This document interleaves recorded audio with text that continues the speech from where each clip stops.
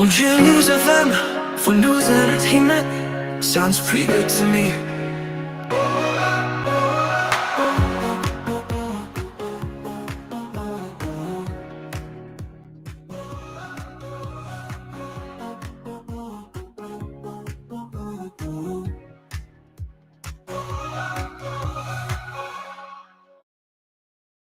OGM News FM for news and entertainment. Sounds pretty good to me.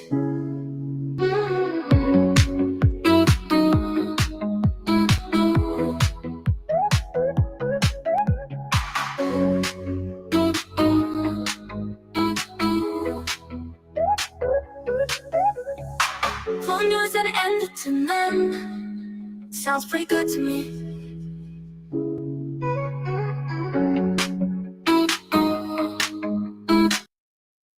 On News FM for news and entertainment. Sounds pretty good to me.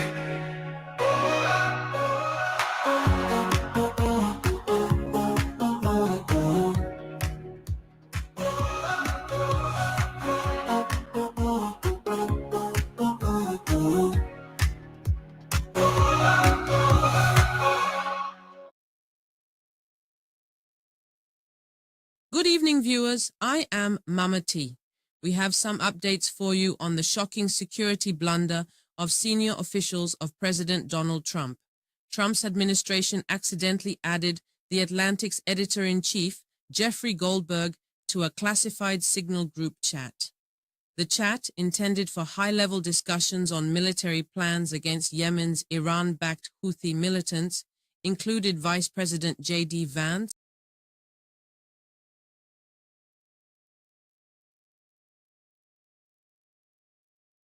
On News FM for news and entertainment. Sounds pretty good to me.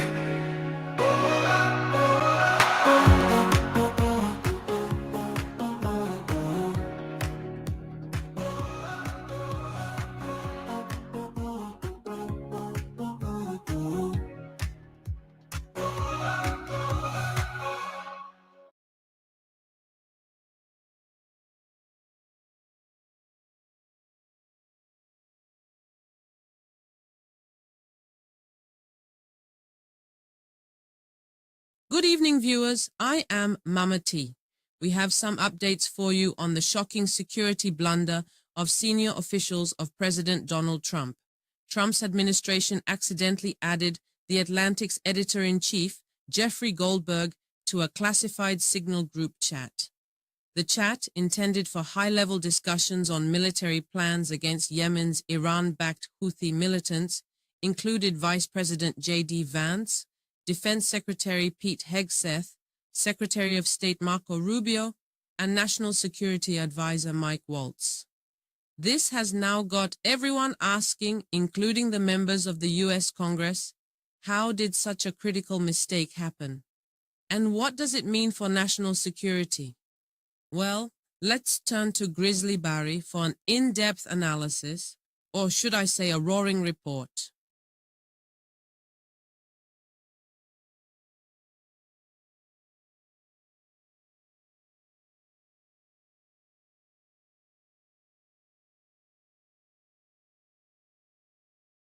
Remember when Trump said that this country is going to hell?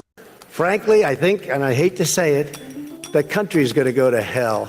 What we didn't realize was that he'd be the one steering it there. Director Radcliffe, this was a huge mistake, correct? No. A national political... Hold on. No, you Let me hold answer. on. No, The Director answer- the Radcliffe, reason I I asked you say a yes or no- no question, and now you hold on. A national political reporter You can characterize it how you want. was made privy The White to House has sensitive made information clear about that there imminent was an military inadvertent operations against a mistake, foreign terrorist Inadvertent organization. mistake. Behold, America is gradually being destroyed at the hands of those who are not DEIs. You may have heard the new one, under the second coming of the Orange Jesus, and with the reckless oversight of drunken master, Secretary of Defense, Pete Hegseth. U.S. military war plans have been exposed in open forums and chat rooms. United States military war plan become buy one, get one free in an open forums and chat room? Or shall I say, all you can read buffet of USA war plans and security? Clearance is not required, turning national defense into an open access database for adversaries. Adding a reporter. And that wasn't a huge to mistake? assail. That wasn't a huge mistake? Well, I think They characterized this it is as a embarrassment. This is utterly unprofessional. There's been no apology. There has been no recognition of the gravity of this error. And by the way, we will get the full transcript of this chain, and your testimony will be measured carefully against its content. Thank you, Mr. Chairman. One can only imagine Putin and his allies reviewing these documents with ease, capitalizing on the reckless abandonment of security measures. Senator Tammy Duckworth put it plainly. Pete Hegseth is literally the most unqualified Secretary of Defense in history, and this is further demonstrating his incompetence. He's leaking classified war plans via group chat. If you're our allies, I'd be thinking twice about sharing classified information with us. The implications of this failure are dire, raising serious concerns about trust, national security, and America's standing among its allies.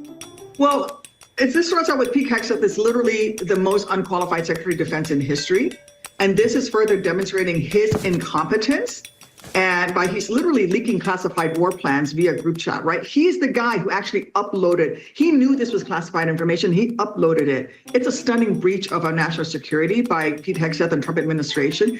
They've done this before, and frankly, this puts the lives of our servicemen and women in danger. And I have to ask the same question that you just asked. Don't they care? Don't they care about the men and women in uniform who are going to be flying those missions? And by the way, if you were our allies, I would be thinking twice about sharing classified information with the United States for future missions. And that could put our men and women in uniform who are in harm's way right now in danger. Shame on them. All these people need to lose their jobs. Yeah, we already evaluated. On the House floor, Representative Moskowitz criticized the handling of classified information, emphasizing the recklessness of its exposure. Instead of delivering a lengthy speech, he used a series of emojis to illustrate how sensitive intelligence was being carelessly shared, highlighting the urgency of safeguarding national security. Thank you, Mr. Chairman.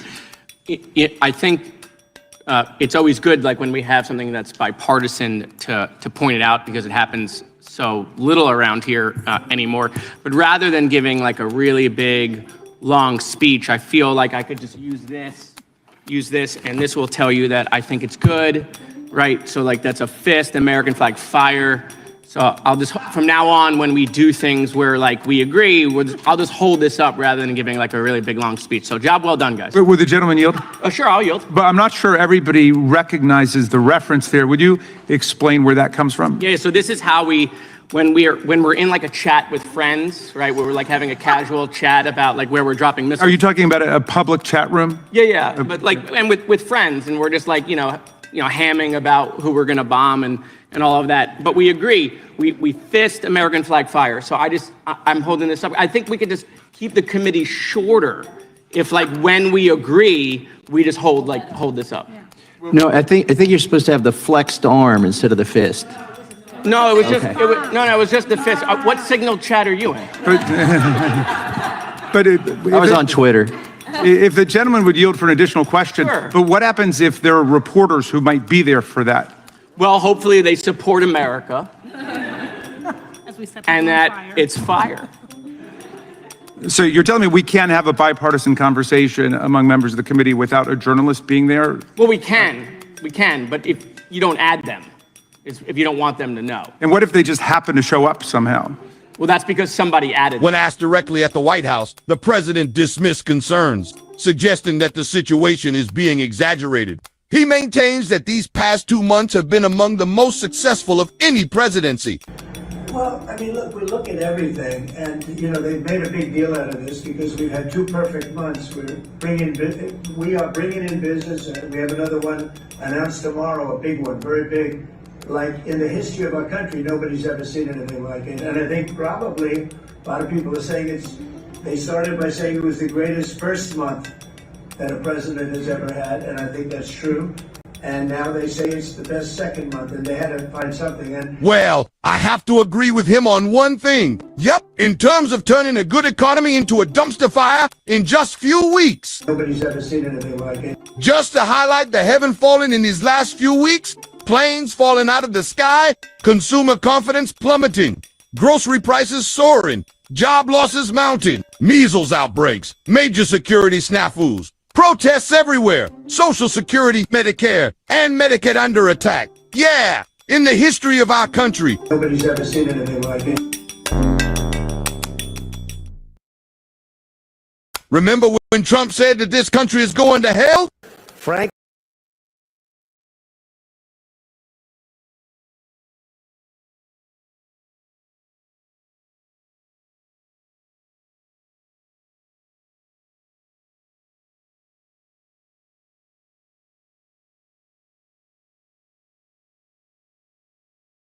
News FM for news and entertainment sounds pretty good to me.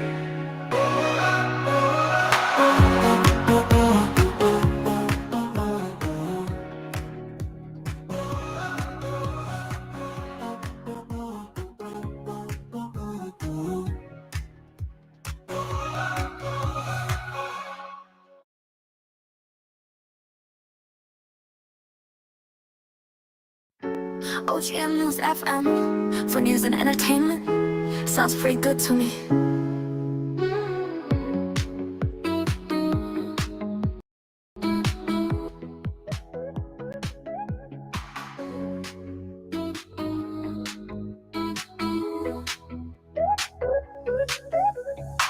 For news and entertainment sounds pretty good to me.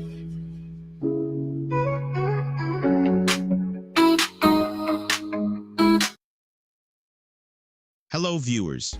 Coming up next now on OGM News is Code Blue in America, a 30-minute highlight reel of GOP congressmen and women bravely facing the toughest crowd in an unavoidable town hall confrontations. Please watch as our cartoon animated presenter, Grizzly Barry, hit the curve honeycomb, describing concerns from angry constituents armed with facts, frustration, and just enough caffeine to charge at their political bad actors. Hello.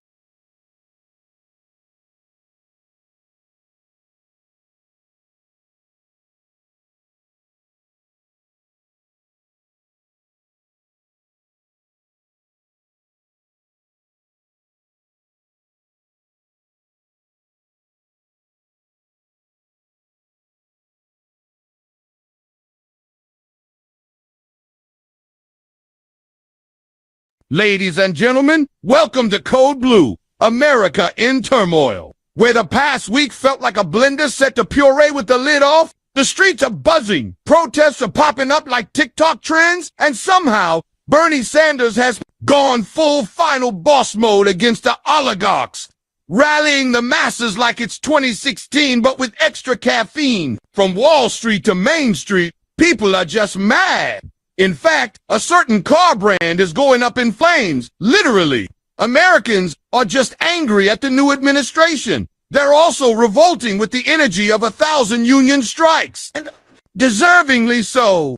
Get ready, folks, because if this week is any sign, democracy is about to get a whole lot louder. Don't just take my word for it. I brought receipts. First up, we've got a town hall featuring a senator from Iowa, Chuck Grassley. He's got decades of experience in Congress. Now, you'd think after all those years, they'd want to go out with a little dignity, right? Well, let's just say the voters had other plans. Watch and enjoy the secondhand embarrassment unfold. Isn't the Department of Education the law of the land? I vote Republican Party to let him talk. Okay. So then, just in case you're wondering, will those programs go away with what Trump's doing? The answer is no. And he has said that because they're the law. They are the law. And just as an example, You can't say law for him and not law for us. So how is it that then when judges make decisions that all Trump does is say, oh, they should be impeached, you know, and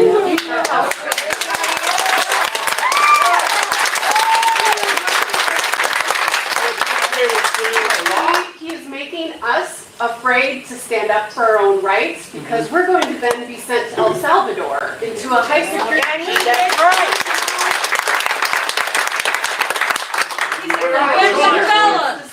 And we're gonna follow his law? Judges' rulings should be abided by. That's not what you said.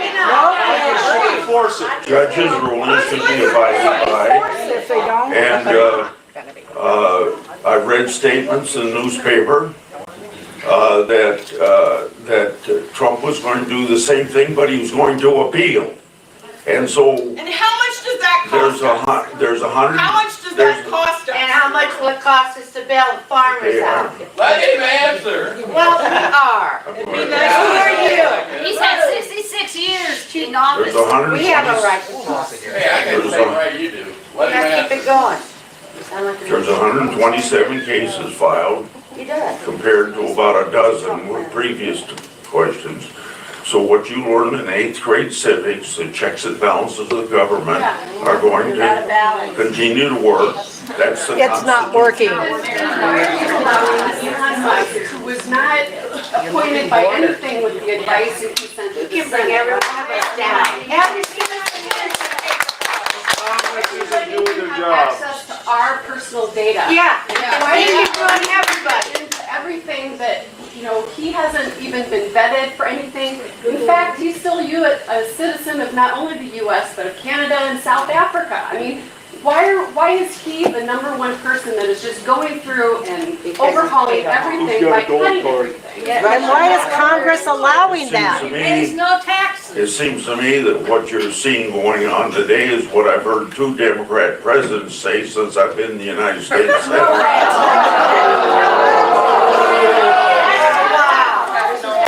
This is not Republican, Democrat. This is about us, the people. I'm talking to you. That's collectively, not just us. Everyone's okay with fraud, but you find fraud by actually looking for it. You don't find it by just saying, okay, I'm going to cut off your funding. You can't. That's no way of finding fraud. Right. I mean, let's That's be right.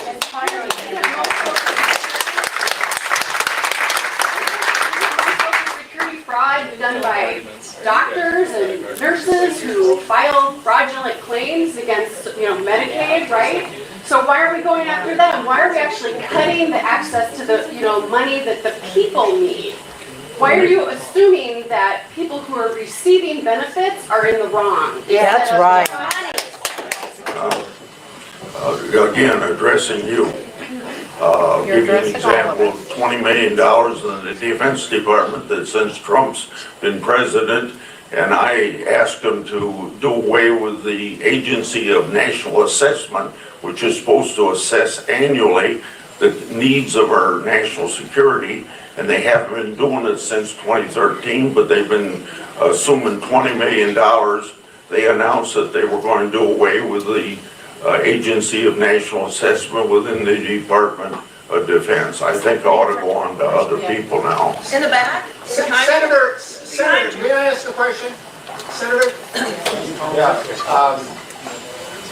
Obviously, the Senate and the House has the power of oversight of the government, of the president and people in his administration. It seems to me that Trump and his people are moving very rapidly toward a dictatorship and an oligarchy.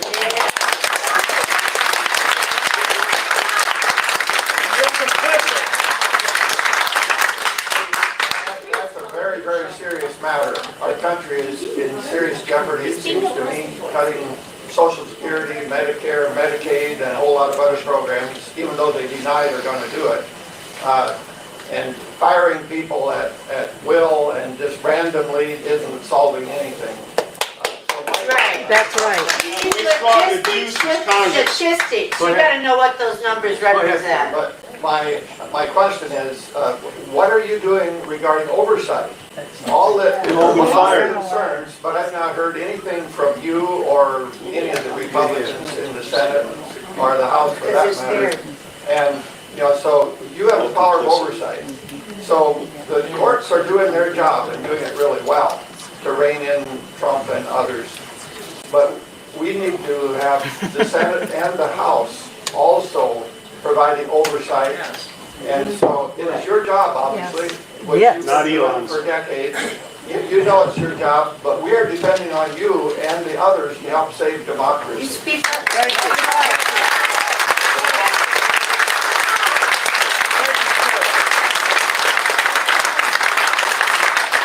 I will address your question. I think I gave you one example of $20 million in the Department of Defense. I think I've got another thing. I've got an investigative staff on, and we've got 33 investigations going in. So I'd have to have you, I can't give you all 33 of those investigations. Give us one. But well, one of them would be the waste in the EPA as an example. What you just said? Okay. 20 million. Democracy, the waste in EPA. I mean, what are you going to do and what are you doing to save democracy? This is... That's right.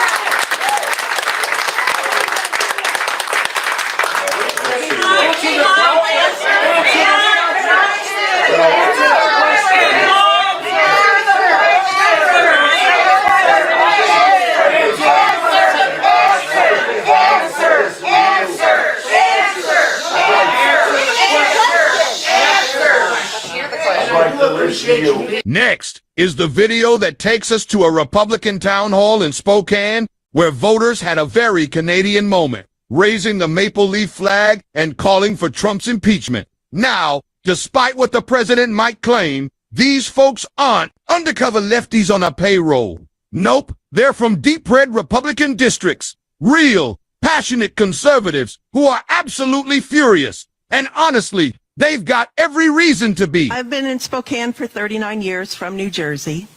I've never been involved in politics before, but this is getting really scary. Okay, so the things that frighten me is the way this insane president talks about Canada as a 51st state.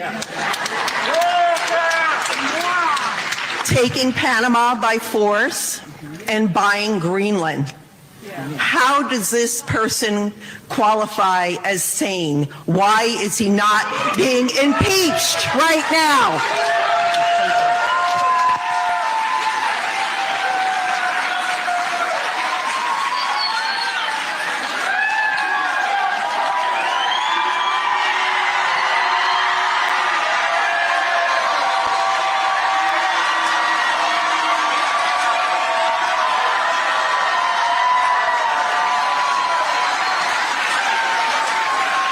Up next, we've got House Republican Harriet Hagerman. You know, the one who replaced Liz Cheney from Wyoming? She is getting a good old-fashioned Wyoming welcome. A chorus of boos, and why? Because she decided to defend Elon Musk. Turns out, even in cowboy country, there's a limit to how much billionaire fan clubbing folks will tolerate. The opportunity to do town halls, because it lets me come here, give you an update on what I'm doing back in Washington, D.C., and then I'm going to give you an opportunity to ask me questions.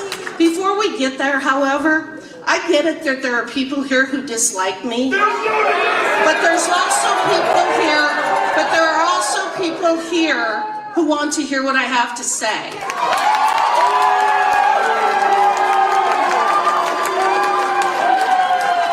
And if you have so little respect for our process and for what we are in this country, then I would ask you to leave. It's so bizarre to me how obsessed you are with federal government, but here's the thing.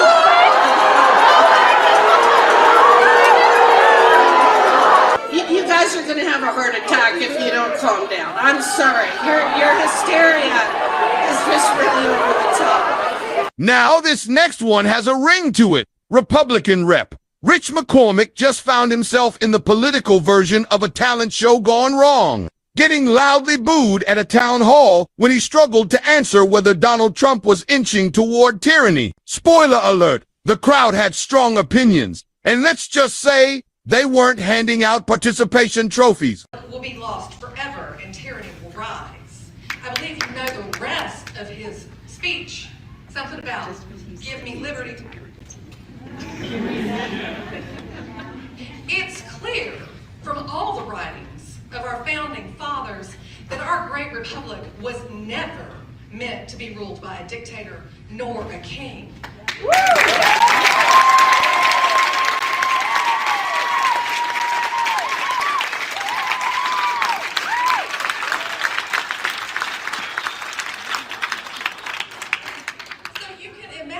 My shock and pure horror when I woke up to find that our president had given himself unprecedented executive powers and then within a few days named himself king to his followers.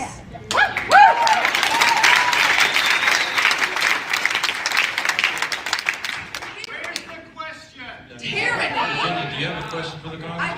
I do. Thank you. Tyranny is rising in the White House, and a man has declared himself our king.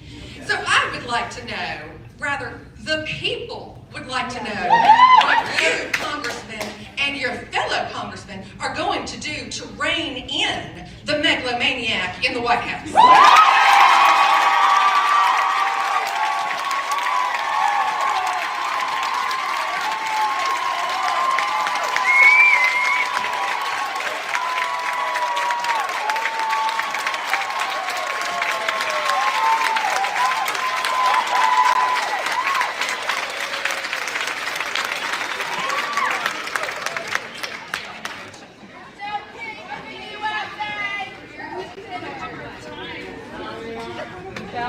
I'm not going to give you my best foghorn leghorn response, but what I was even go ahead and sit down. Thank you.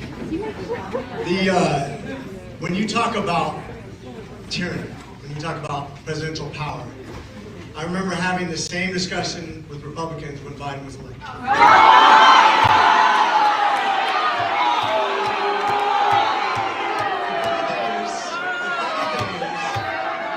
The funny thing is, you're sitting here and a lot of you would probably say those January 6s who are yelling just as loud as you. So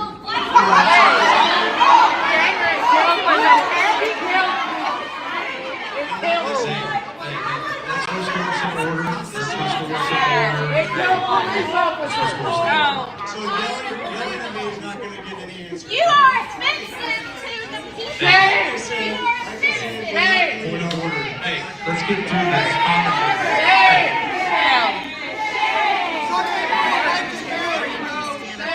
I've seen Game of Thrones too, thank you. Let's go ahead and move on because...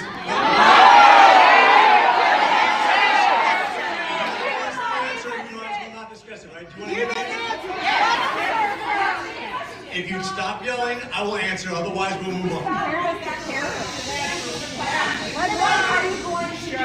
If you would stop talking for a second, I will answer your question. Don't forget us! So if you listen to what we project, this goes both parties, by the way. This is a bipartisan problem.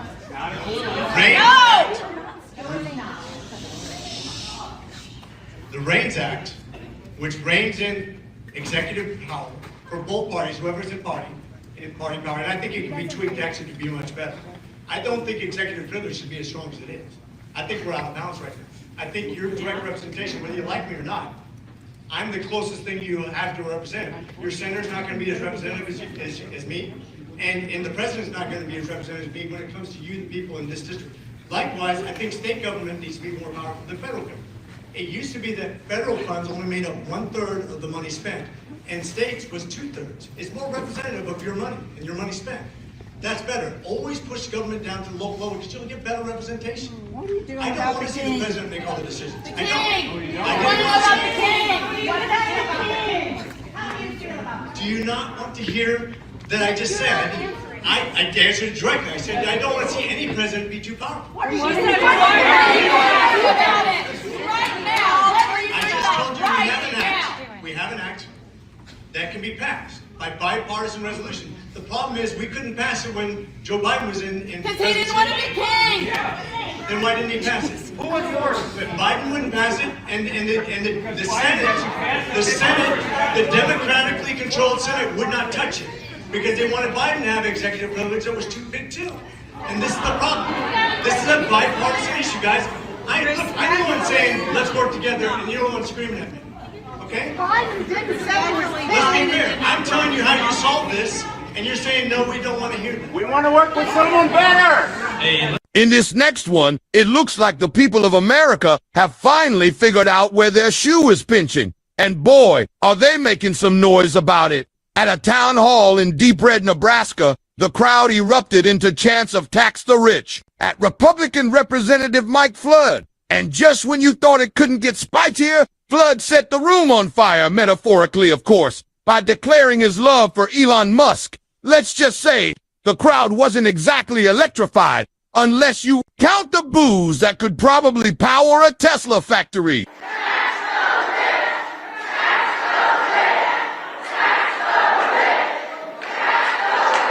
Okay, let's talk about this. So your proposal to solve this is to tax the rich.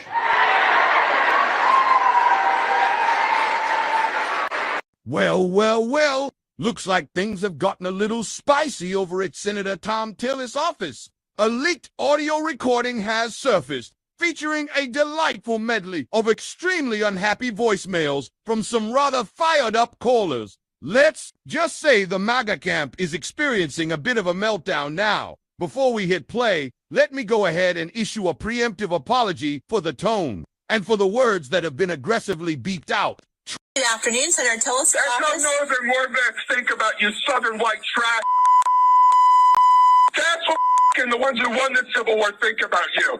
Do you understand that inferior bad genes, inbred stupid you and all your people? Yeah, Tom Tillis, afraid of death threats. Then get the out of office. I would like to talk to Tom Tillis and ask him why he thinks it's okay for him to take money from this nation and it over. Why does he think that he can tell his employers to go themselves every goddamn day, all day long, and sell his goddamn out and his employers over? Don't he know that his employers can take a axe handle and cave his head in? And I suggest, well, you're going to have to be very careful about going out in public or talking to anybody that's real, that's an actual American, because we hate you. If I didn't have a broken back in Southern California, I would spend the rest of my life in federal prison for a chance to cut your throat. Good afternoon, Senator Tillis. That's how northern warbacks think about you southern white trash. That's what the ones who won the Civil War think about you. Do you understand that inferior bad genes, inbred stupid you and all your people? Yeah, Tom Tillis, afraid of death threats. Then get the out of office. Well, that's a wrap for me on Code Blue.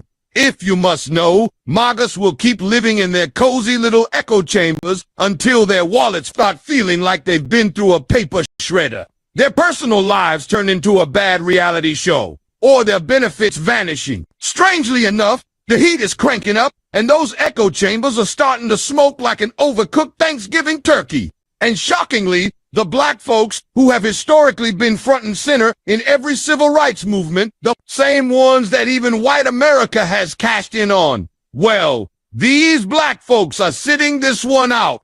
This time, they're kicking back with their snacks, watching the chaos unfold like, oh no, y'all got this.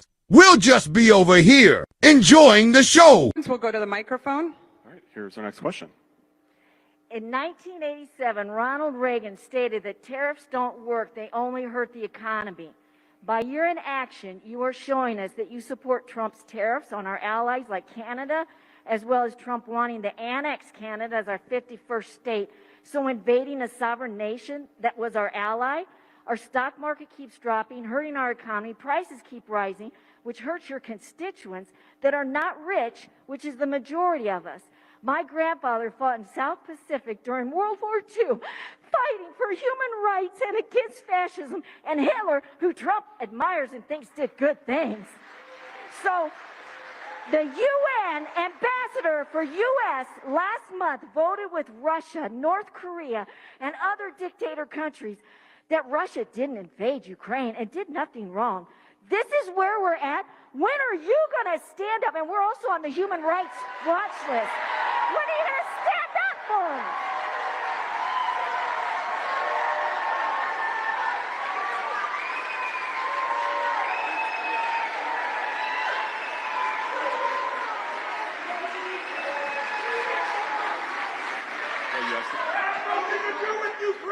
Let's talk about tariffs. In 2000, U.S. trade totaled $2.0 trillion, more than 4 times China's $474 billion. From 2000 to 2024, U.S. trade expanded by 167%, while China's trade surged by 1,200%, surpassing the U.S. in 2012. By 2024, total trade reached $5.3 trillion for the U.S. and $6.2 trillion for China. What did COVID teach us? 2024, COVID taught us that if we aren't a nation that makes things, if we aren't a nation that builds things, if we aren't a nation that controls our own destiny by celebrating and growing manufacturing, we are losing to China. President Trump is interested in fair trade. As we saw during his first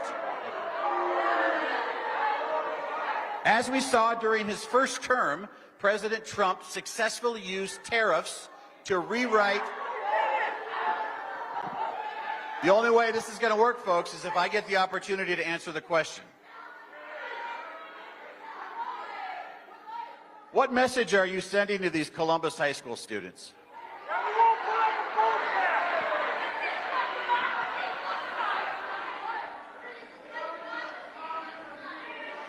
I don't think your high school civics teacher would endorse that behavior.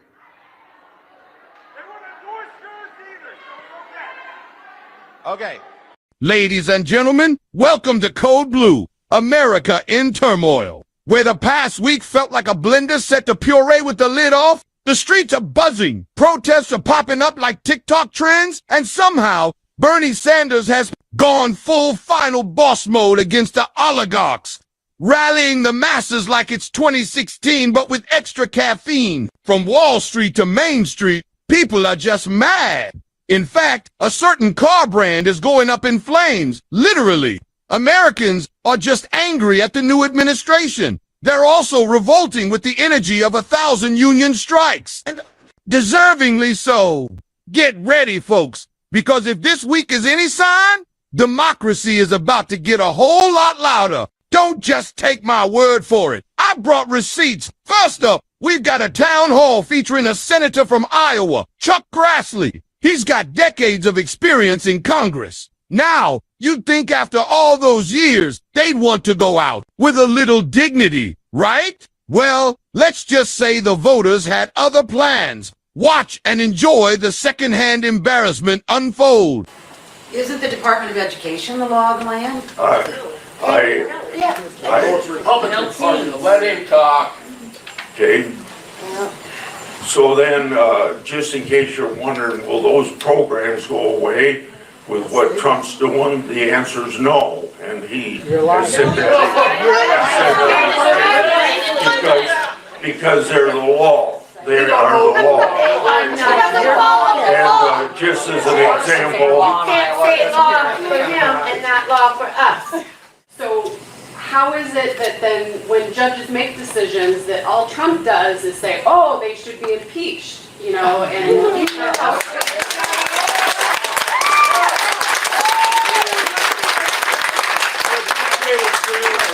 he is making us afraid to stand up for our own rights because we're going to then be sent to El Salvador into a high security. That's right.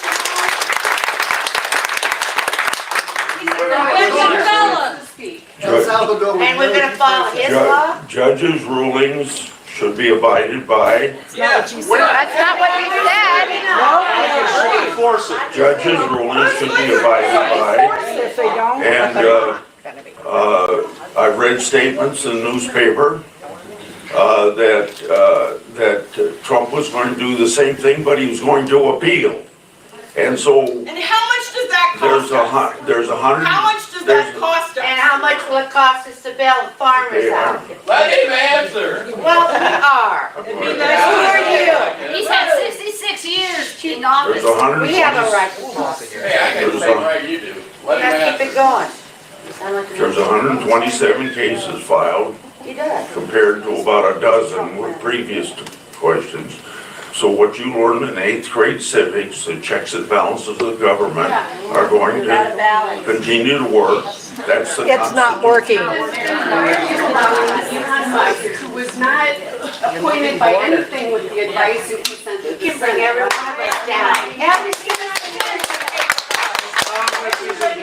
access to our personal data. Yeah. And Why we are you have doing everybody? everything that, he hasn't even been vetted for anything. In fact, he's still a citizen of not only the US, but of Canada and South Africa. I mean, why is he the #1 person that is just going through and overhauling everything by cutting everything? And why is Congress allowing that? There's no taxes. It seems to me that what you're seeing going on today is what I've heard 2 Democrat presidents say since I've been in the United States Senate.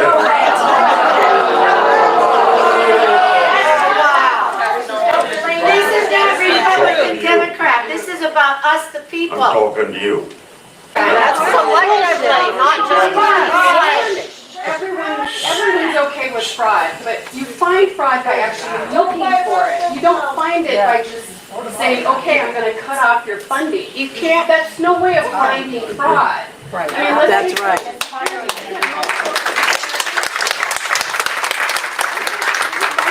Security fraud done by doctors and nurses who file fraudulent claims against, Medicaid, right? So why are we going after them? Why are we actually cutting the access to the, money that the people need? Why are you assuming that people who are receiving benefits are in the wrong? Yeah, that's right. Again, addressing you. I'll give you an example of $20 million in the Defense Department that since Trump's been president, and I asked him to do away with the Agency of National Assessment, which is supposed to assess annually the needs of our national security, and they haven't been doing it since 2013, but they've been assuming $20 million. They announced that they were going to do away with the Agency of National Assessment within the Department of Defense. I think I ought to go on to other people now. In the back? Senator, may I ask a question? Senator? Yeah. Obviously, the Senate and the House has the power of oversight of the government, of the president and people in his administration. It seems to me that Trump and his people are moving very rapidly toward a dictatorship and an oligarchy.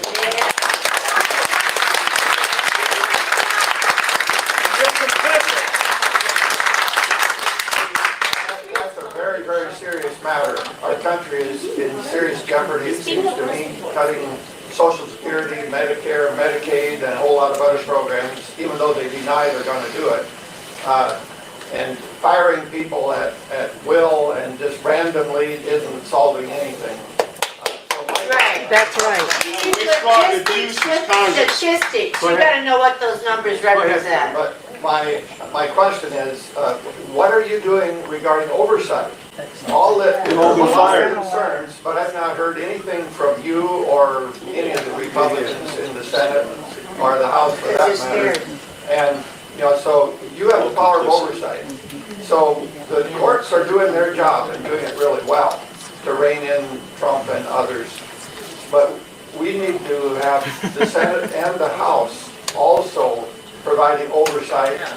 And so it is your job, obviously, which you've been doing for decades. You know it's your job, but we are depending on you and the others to help save democracy. You speak up.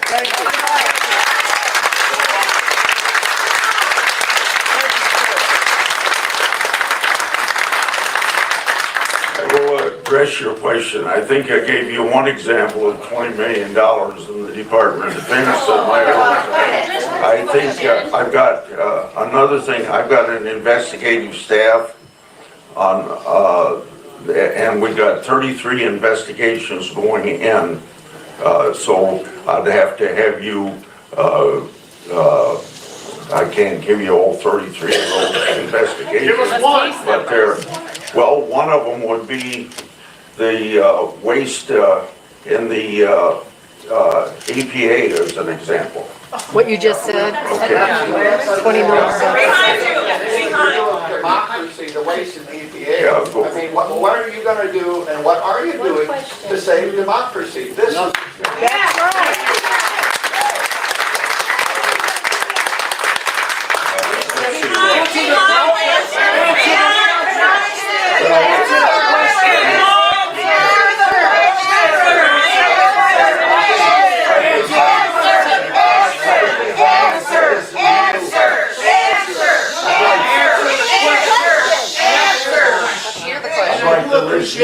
Next is the video that takes us to a Republican town hall in Spokane where voters had a very Canadian moment, raising the maple leaf flag and calling for Trump's impeachment. Now, despite what the president might claim, these folks aren't undercover lefties on a payroll.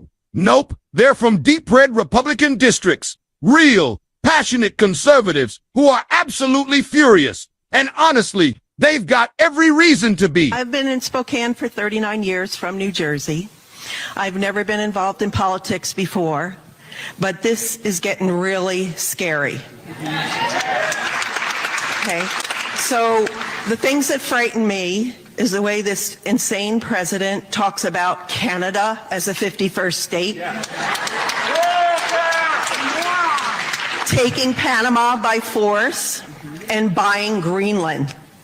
How does this person qualify as sane? Why is he not being impeached right now?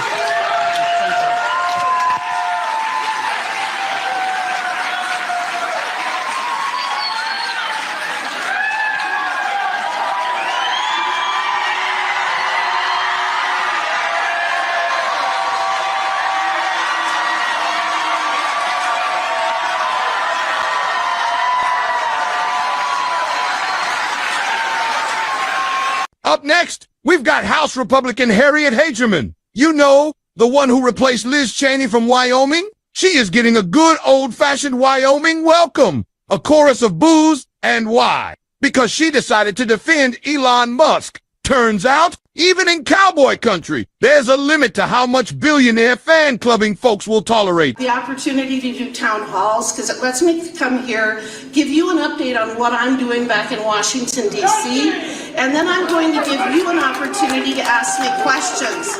Before we get there, however, I get it that there are people here who dislike me, but there's also people here who want to hear what I have to say.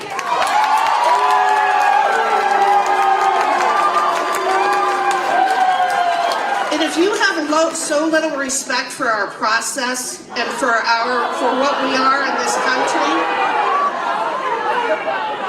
then I would ask you to leave. It's so bizarre to me how obsessed you are with federal government, but here's the thing.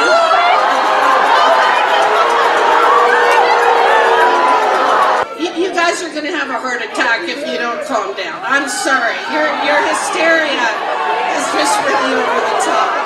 Now this next one has a ring to it. Republican rep. Rich McCormick just found himself in the political version of a talent show gone wrong, getting loudly booed at a town hall when he struggled to answer whether Donald Trump was inching toward tyranny. Spoiler alert, the crowd had strong opinions, and let's just say they weren't handing out participation trophies. Will be lost forever and tyranny will rise.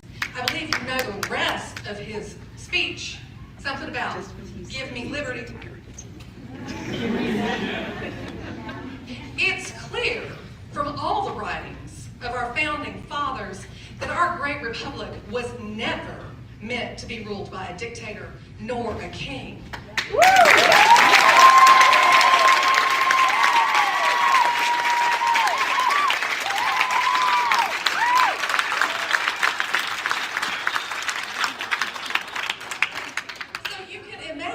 My shock and pure horror when I woke up to find that our president had given himself unprecedented executive powers and then within a few days named himself king to his followers.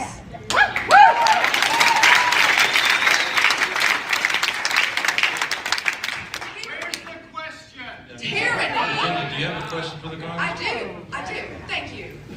Tyranny is rising in the White House, and a man has declared himself our king. So I would like to know, rather, the people would like to know what you, Congressman, and your fellow congressmen are going to do to rein in the megalomaniac in the White House.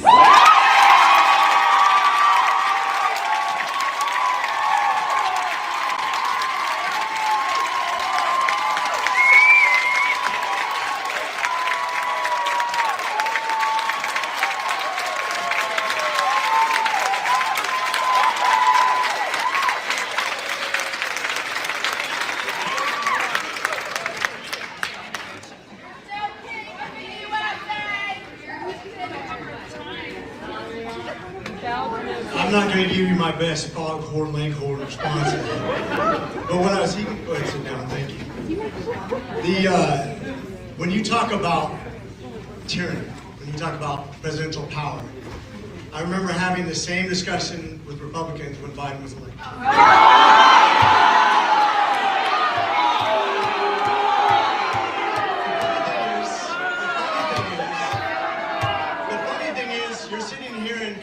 A lot of you would probably say those January 6s who are yelling just as loud as you. Let's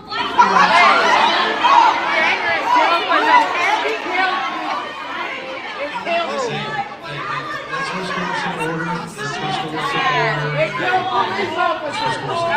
So yelling at me is not going to get any answer. You are offensive to the people. Point of order. Hey, let's get through this.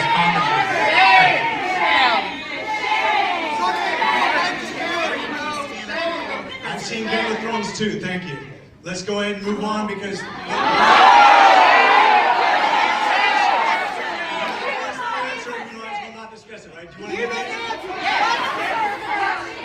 If you stop yelling, I will answer, otherwise we'll move on.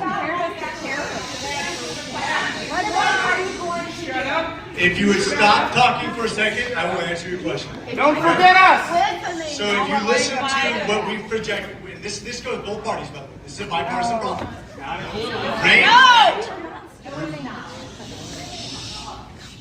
The REINS Act, which reins in executive power for both parties, whoever's in party power, and I think it can be tweaked actually to be much better.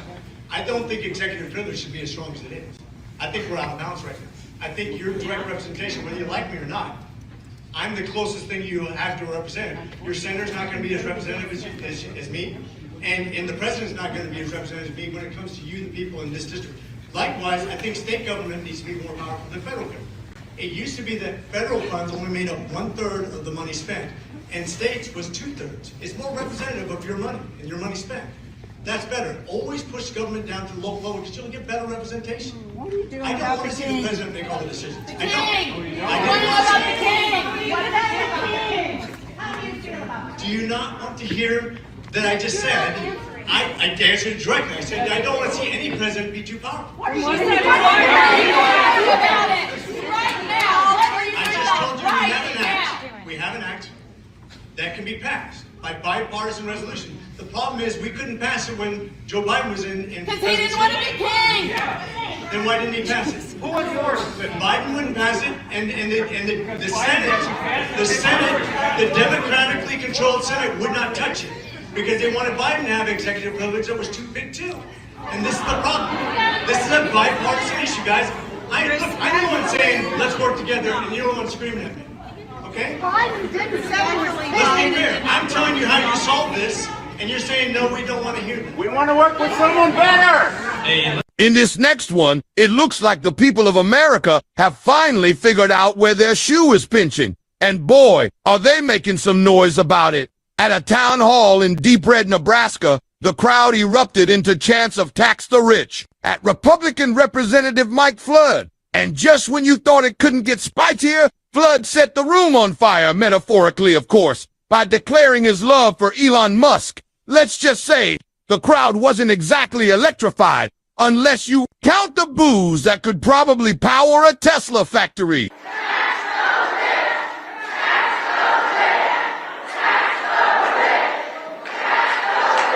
Okay, let's talk about this. Let's talk about this. So your proposal to solve this is to tax the rich.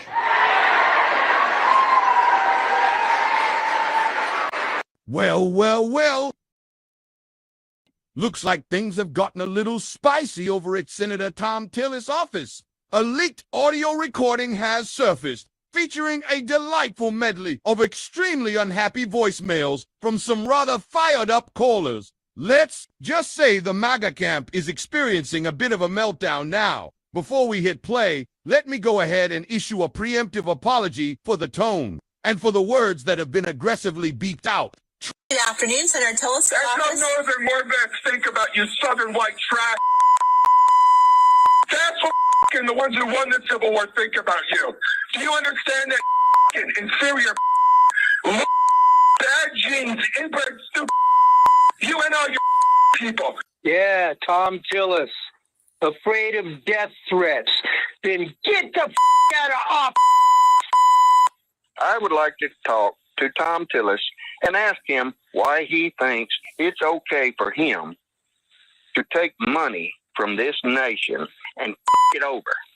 Why does he think that he can tell his employers to go themselves every goddamn day, all day long, and sell his goddamn out and his employers over? Don't he know that his employers can take a axe handle and cave his head in? And I suggest, well, you're going to have to be very careful about going out in public or talking to anybody that's real, that's an actual American, because we hate you. If I didn't have a broken back in Southern California, I would spend the rest of my life in federal prison for a chance to cut your throat.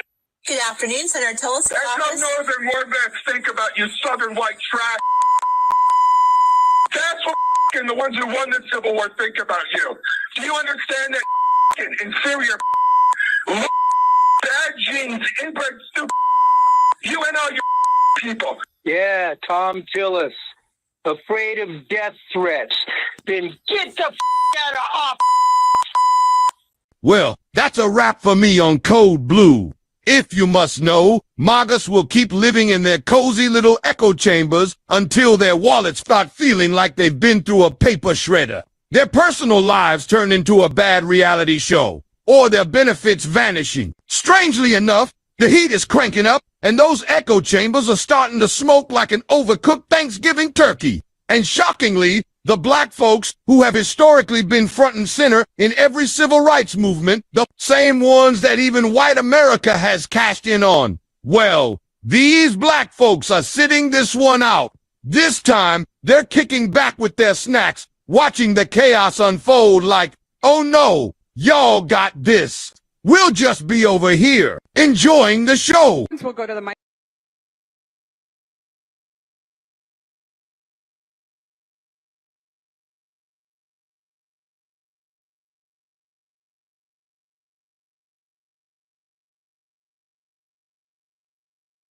News FM for news and entertainment sounds pretty good to me.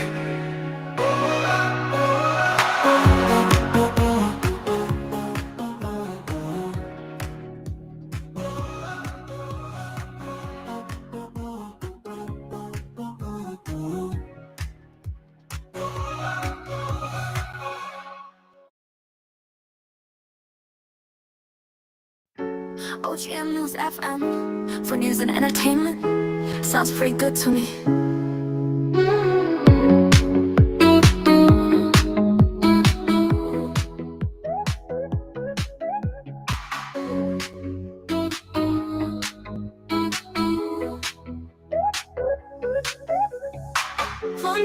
end to men. Sounds pretty good to me.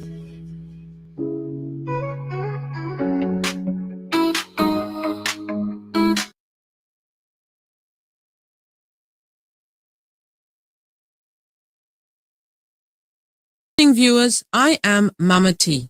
We have some updates for you on the shocking security blunder of senior officials of President Donald Trump.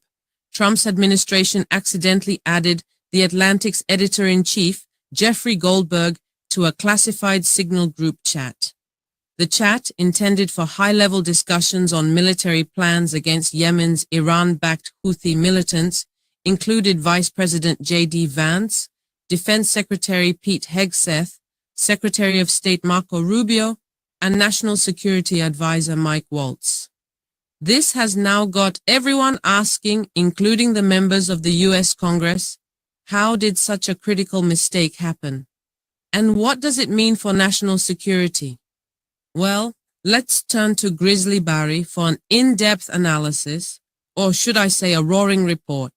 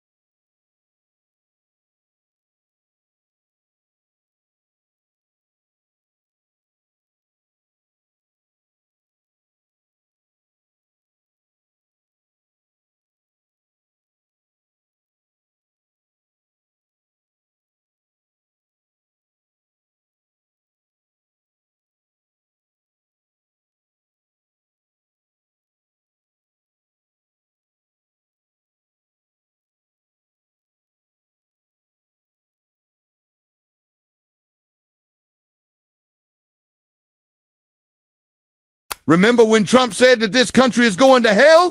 Frankly, I think, and I hate to say it, the country is going to go to hell.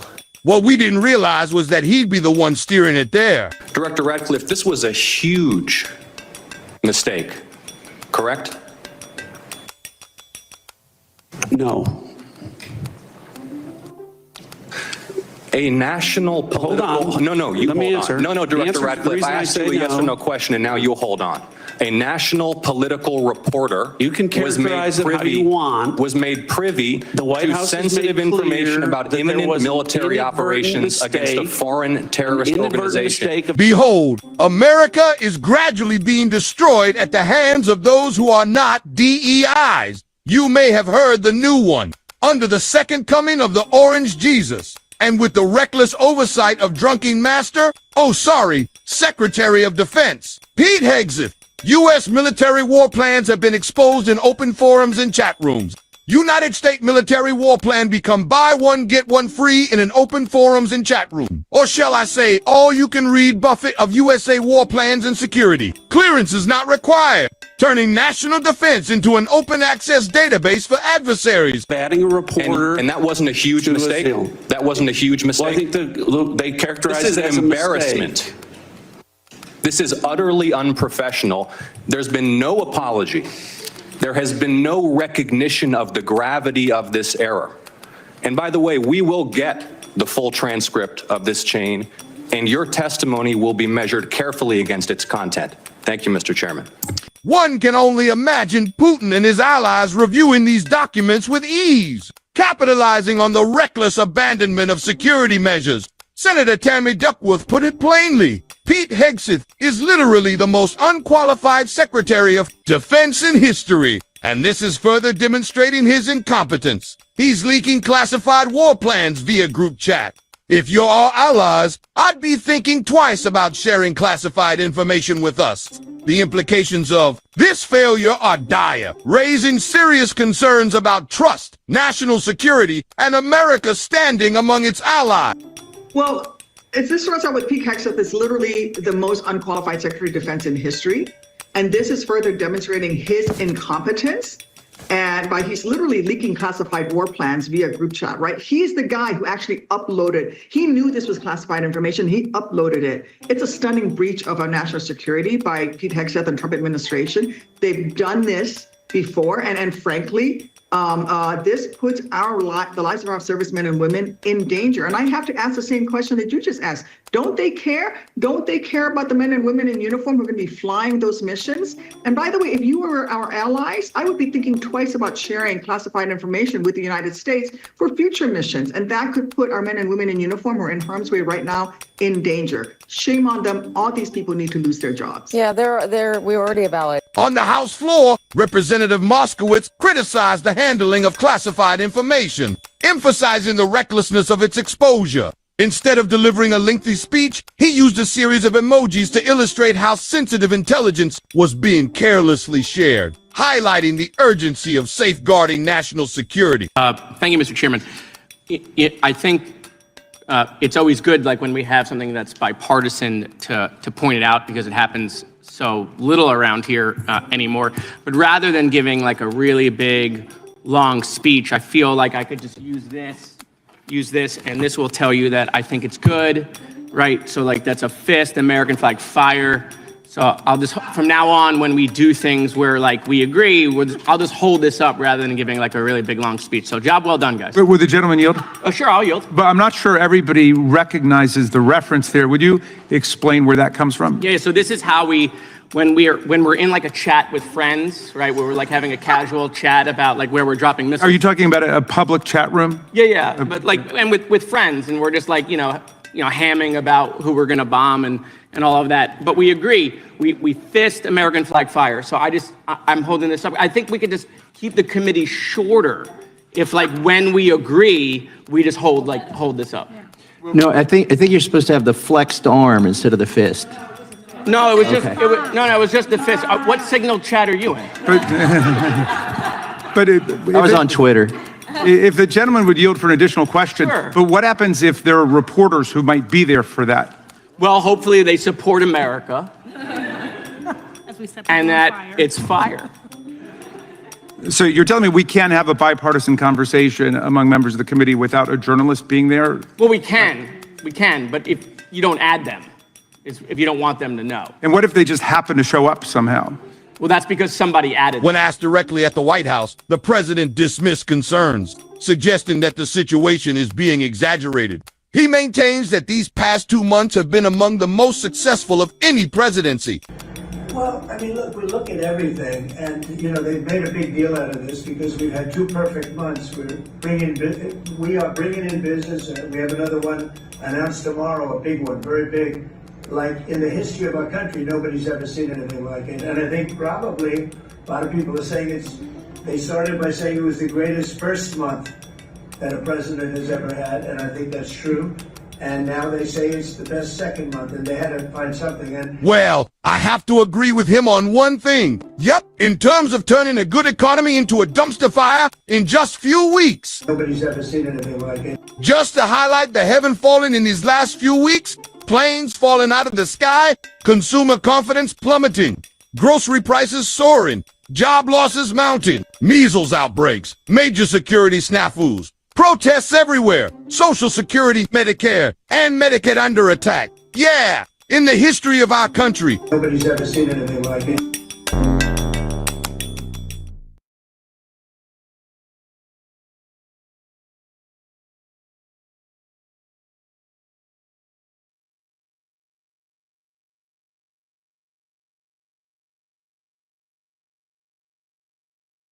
News FM for news and entertainment sounds pretty good to me.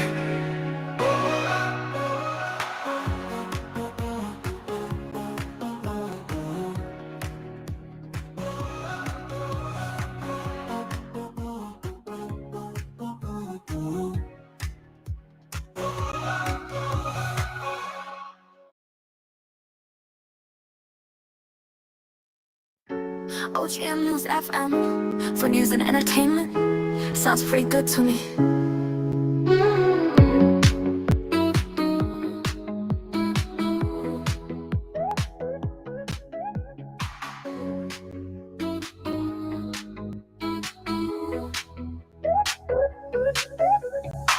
For news and entertainment. Sounds pretty good to me.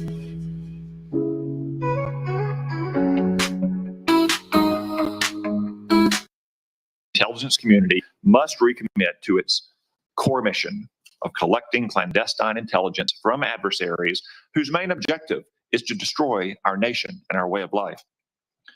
The reason is not that our intelligence community lacks dedicated patriots who show up to work every day to protect the American people. On the contrary, it has an abundance of them. The reasons are, just saying, is actually expressing that the intelligence community get back to doing their job. But when exactly is the Senate going to go back to doing their job? These questions are up for grab right now, because what really worries me and many Americans at the moment, excuse me, what really worries me and many Americans at the moment is the fact that this Senate, especially the GOP Senate, because now they own the Senate, they lead in the Senate, they are the majority. This Senate are giving up their responsibility, and if they fail to do their job, this president will not stop, Now, I'm saying this on behalf of the MAGAs. I'm saying this on behalf of those who vote for this president. You really want, excuse me, you really want him to succeed. We all want him to succeed. That should be the dream of every American right after the vote. Okay? I mean, he has just 4 years. It's not as if he's going to run for re-election. So we want him to succeed. Okay? Because his success means that everybody will be okay. My concern is majorly for the people. The pain is just too much out there. The suffering is just too much out there. And we want these presidents to succeed. But I'm telling you right now, the only way he's going to be successful is that the Senate start doing their job. The House of Representatives start doing their job. But the more they're down to, the more they keep, sucking up to this presidency, it's just going to be running around like a loose dog. I'm sorry. They're not getting down on him to make sure he sits tight and take this serious. And I don't see how he's taking it serious. It doesn't matter what party, which side of the forum you belong to. What really matters to me is that this presidency succeed. And if he's going to succeed, he needs to be put on that check. And the only body that is going to do that is the House of Senate and the House of Representatives. I mean, the court are trying to do their job right now. So the court shouldn't be the only thing that American is relying upon. They should also rely on the House of Representatives and the Senate. You see, just yesterday, the Speaker of the House of Representatives kept going around saying that he wants to dismantle and scrap the federal court. I mean, just imagine that for a second. That the Speaker of the House, who is supposed to be checking the presidency, is now parading an idea to kill the federal court. Just imagine that. And I keep saying, and I will say it again, unless someone greedy out there is expecting something irrational to happen to Americans in order for him to increase his wealth, there is no reason for the House of Representatives or the Senate to just be sucking up to this presidency, especially the GOP House. They need to rain down on him. They need to put him in check, and they need to do their job as check and balances, as a watchdog. That is how this president can succeed.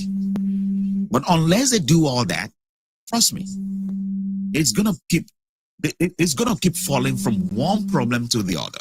It's gonna keep falling from one incompetence to the other. I don't think you want that. Those who support him, the MAGAs, I do not think you want that. You know, for the life of me, I really want him to succeed. So at the end of the day, he's gonna go out with a very solid legacy. And the only way to do that is if he has somebody to check him. The first term in 2016 to 2020, he has all these officials who put his hands in bounds and check him. And that is why we don't hear stories that leads to, well, you know, of course, COVID, you know, but at least it could have been worse. It could have been worse. But so now that we're having classified information, classified document being released in the open air, that is what worries me. Like literally, we should be looking into the sky now in case any one of our enemies who already lay hands on America's top secret is about to attack. It's really devastating. And I believe it shouldn't get to that if the Senate and the House of Rep are doing their job. Are a misuse of resources, bureaucratic bloat, a default to play it safe, and a past administration that prioritized social engineering over espionage. Coupled with recent failures, the finding in today's Worldwide Threat Report should be a wake-up call to all of us to get our house in order. The status quo is proving inadequate to provide the president and Congress with the intelligence needed to protect the American people. As more storms gather, America's intelligence capabilities require urgent reform and revitalization.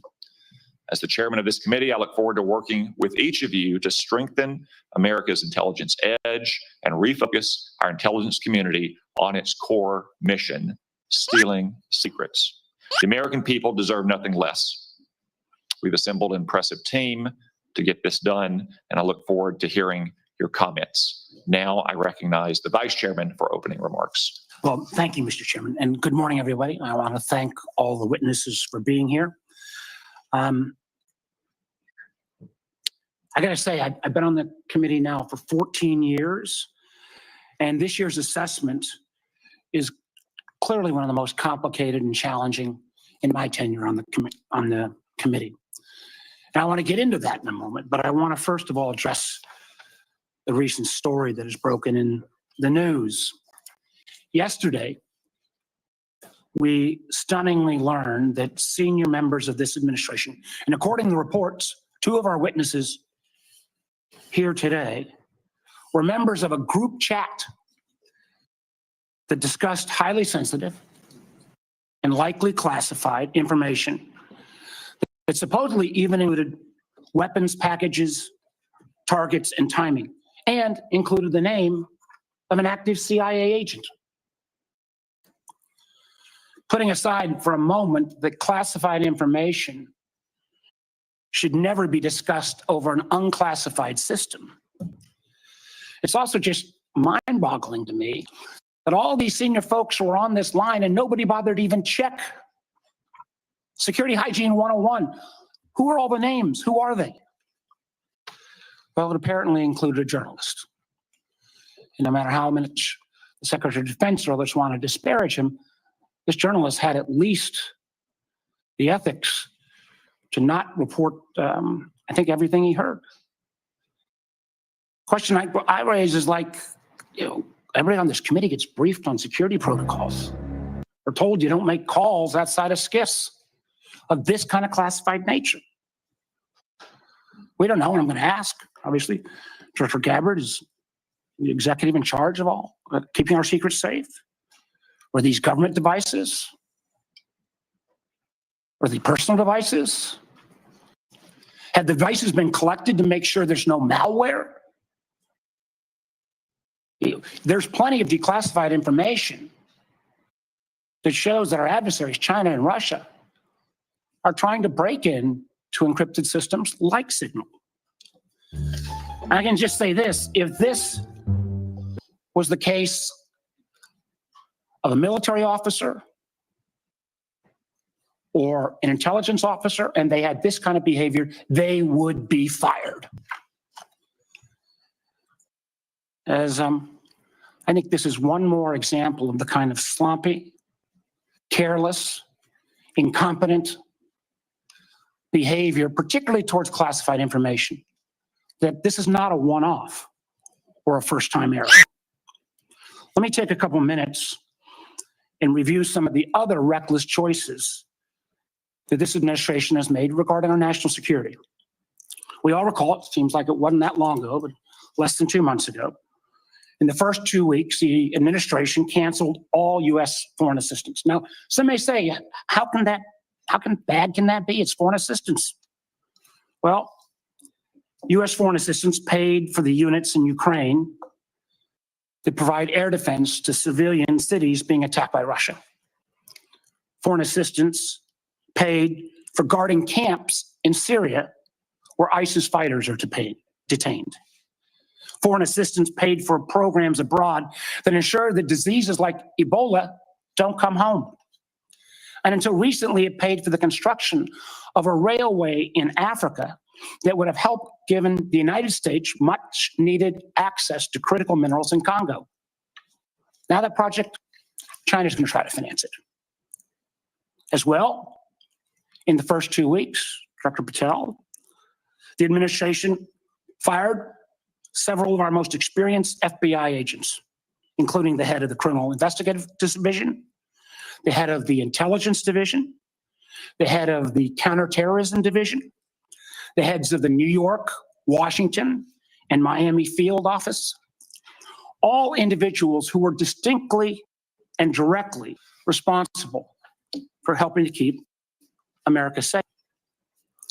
The irony in a little bit was the recently dismissed head of Counterterrorism Division was involved in disrupting the ISIS attacks planned for Oklahoma City and Philadelphia, and helped lead the effort to bring to justice the key planner of the Abbey Gate bombing in Afghanistan that killed 13 U.S. servicemen and 150 civilians.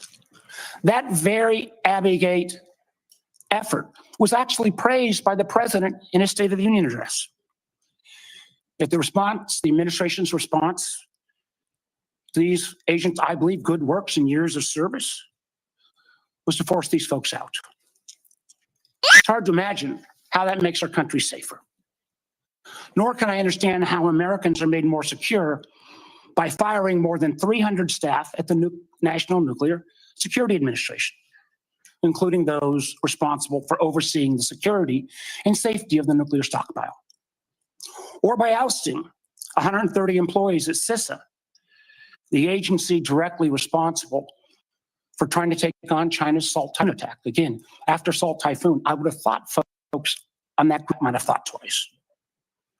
Or how we made safer by sacking 1,000 employees at the CDC and NIH who are actually directly working on trying to keep our country safe from disease. Or by pushing out hundreds of intelligence officers. The amazing thing is that our intelligence officers, they're not interchangeable like a Twitter coder. These intelligence officers, our country makes $20,000 to $40,000 of an investment just in getting a security clearance. Literally goes into six figures when you take the training involved.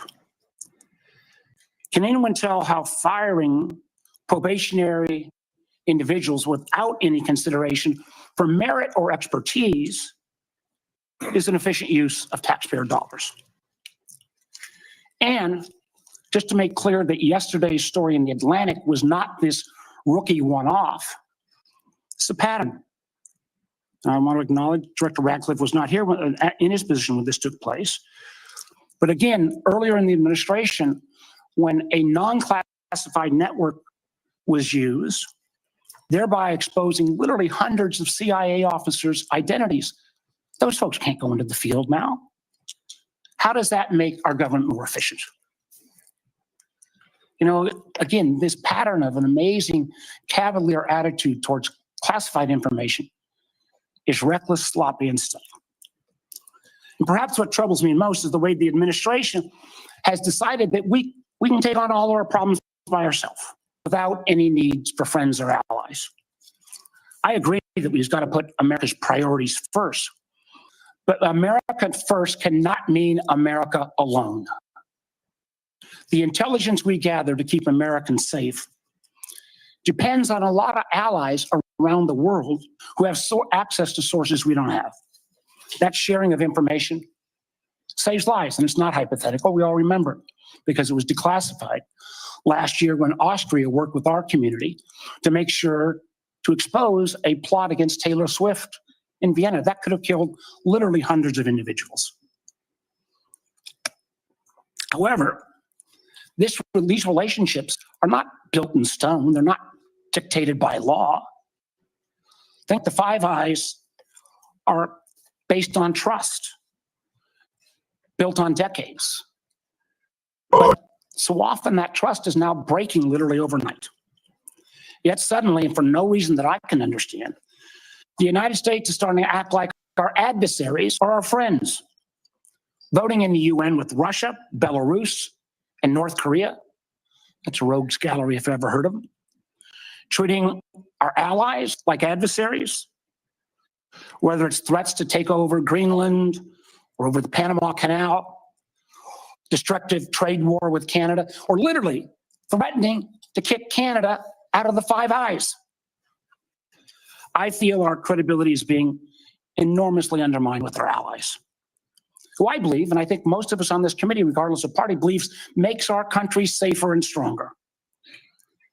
But how can our allies ever trust us as the kind of partner we used to be when we, without consultation or notice, for example, stop sharing information to Ukraine in its war for survival against Russia? Or how can our allies not only not trust our government, but potentially not our businesses with such arbitrary political decisions? Let me give you a few examples. You know, as a result of a lot of work from this committee and others in Congress, we made sure America's commercial space industry is second to none. From space to launch to commercial sensing and communications, the United States has taken a record lead.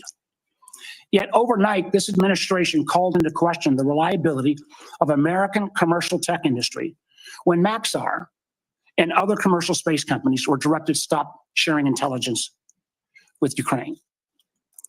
I got to tell you, I've been a business guy, I can't say longer than being an elected official, but pretty close. That shockwave across all of commercial space, and frankly, not just commercial space, I've heard it from some of our hyperscalers in the tech community, has sent an enormous chill. Who's going to hire an American commercial space company, government or foreign business, with the ability to have that taken down so arbitrarily? It's not just in the case of commercial space. We've seen that Canada, Germany, Portugal have all been saying they're rethinking buying F-35s. I've heard from Microsoft and Google directly and Amazon that they're having questions about whether they can still sell their services. We've also seen foreign adversaries and friends take advantage of this rift in our national security areas and our scientists. Germany has already put out ads trying to attract some of our best scientists who've been rifted. And the Chinese intelligence agencies are posting on social media sites in the hopes of luring individuals with that national security clearance who've been pushed out, perhaps arbitrarily, to come into their service. So no, the Signal fiasco is not a one-off.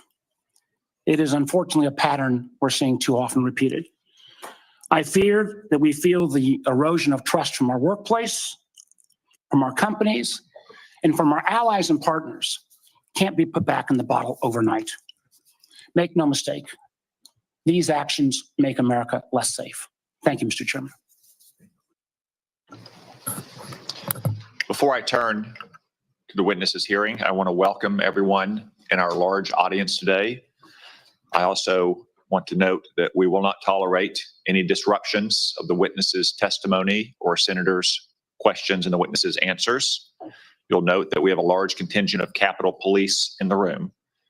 Any disruptions, either opposed or in favor to the witnesses, will result in prompt removal from the hearing room, and my encouragement to the U.S. Attorney to throw the book at the person disrupting the hearing. No offense, but we all came to hear the witnesses, no one else in the room. Director Gabbard, I understand you'll make a statement. Seriously, that is not cool. That is not cool. I mean, it is okay to issue warnings before a hearing to caution the crowd, but threatening to throw a book at a protester at a hearing, this is American way of life that made it easy for him to sit where he's sitting right now. Protest is not supposed to be under threat. Seriously. Yeah. You will have police remove them, but I mean, this idea that the next thing is to prosecute or, slam a protester in jail, it's just ridiculous. It's ridiculous. And it shouldn't be coming from, person of this caliber. Seriously, you are a senator. How else do you want to flex your muscle to show everybody that you have power? You already have. Statement for the panel of witnesses. Thank you, Mr. Chair, Vice Chair, members of the committee. Thanks for the opportunity for us to be here to present you the intelligence community's 2025 annual threat assessment. I'm joined here this morning by my colleagues from the CIA, DIA, FBI, and NSA. Our testimony offers the collective assessment of the 18 U.S. intelligence elements making up the U.S. Intel community and draws on intelligence collection and information available to the IC from open source, private sector, and the expertise of our analysts. This report evaluates what the IC assesses most threatens our people and our nation's ability to live in a peaceful, free, secure, and prosperous society. As you know, we face an increasingly complex threat environment that is threatening us here at home and our interests abroad. I'll begin by focusing on what most immediately and directly threatens the United States and the well-being of the American people. Non-state criminal groups and terrorists putting American lives and livelihood at risk. Then I'll focus on the key nation states who have the capability to threaten the interests of the United States. In this complex environment, non-state and state actors are able to exploit or take advantage of the effects of each other's activities. Conventional and asymmetrical capabilities, even the traditionally weakest of actors are able to acquire from available advanced technologies, creates an even more complex and serious threat landscape. First, I'll highlight the threats presented by several non-state actors. Cartels, gangs, and other transnational criminal organizations in our part of the world are engaging in a wide array of illicit activity, from narcotics trafficking to money laundering to smuggling of illegal immigrants and human trafficking, which endanger the health, welfare, and safety of everyday Americans. Based on the latest reporting available for a year-long period ending October 2024, cartels were largely responsible for the deaths of more than 54,000 U.S. citizens from synthetic opioids. Mexico-based transnational criminal organizations, or TCOs, are the main suppliers of illicit fentanyl to the U.S. market and are adapting to enforcement and regulatory pressures by using multiple sources and methods to procure precursor chemicals and equipment, primarily from China and India, many of which are dual-use chemicals used in legitimate industries. Independent fentanyl producers are also increasingly fragmenting the drug trade in Mexico. The availability of precursor chemicals and ease of making illicit fentanyl have enabled independent actors to increase illicit fentanyl production and smuggling operations in Mexico.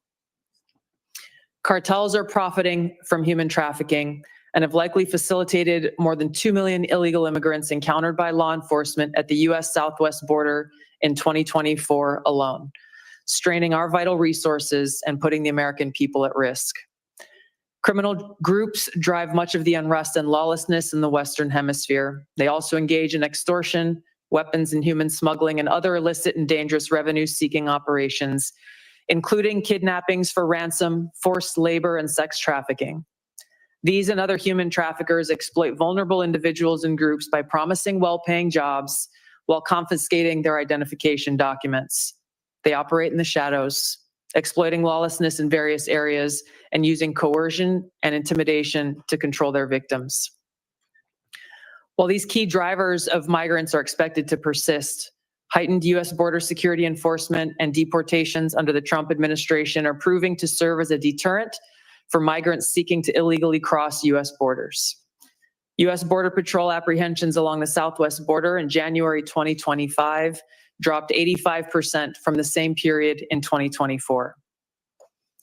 Transnational Islamist extremists such as ISIS and Al-Qaeda and affiliated jihadi groups continue to pursue, enable, or inspire attacks against the United States and our citizens abroad and within the homeland to advance their ultimate objective of establishing a global Islamist caliphate. This includes heightened efforts to spread their ideology to recruit and radicalize individuals in the U.S. and the West. While the New Year's Day attacker in New Orleans had no known direct contact with ISIS terrorists, he was influenced and radicalized by ISIS ideological propaganda, as one example.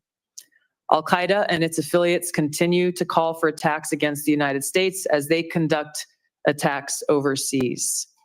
These jihadist groups have shown their ability to adapt and evolve, including using new technologies and tactics to spread their ideology and recruit new followers.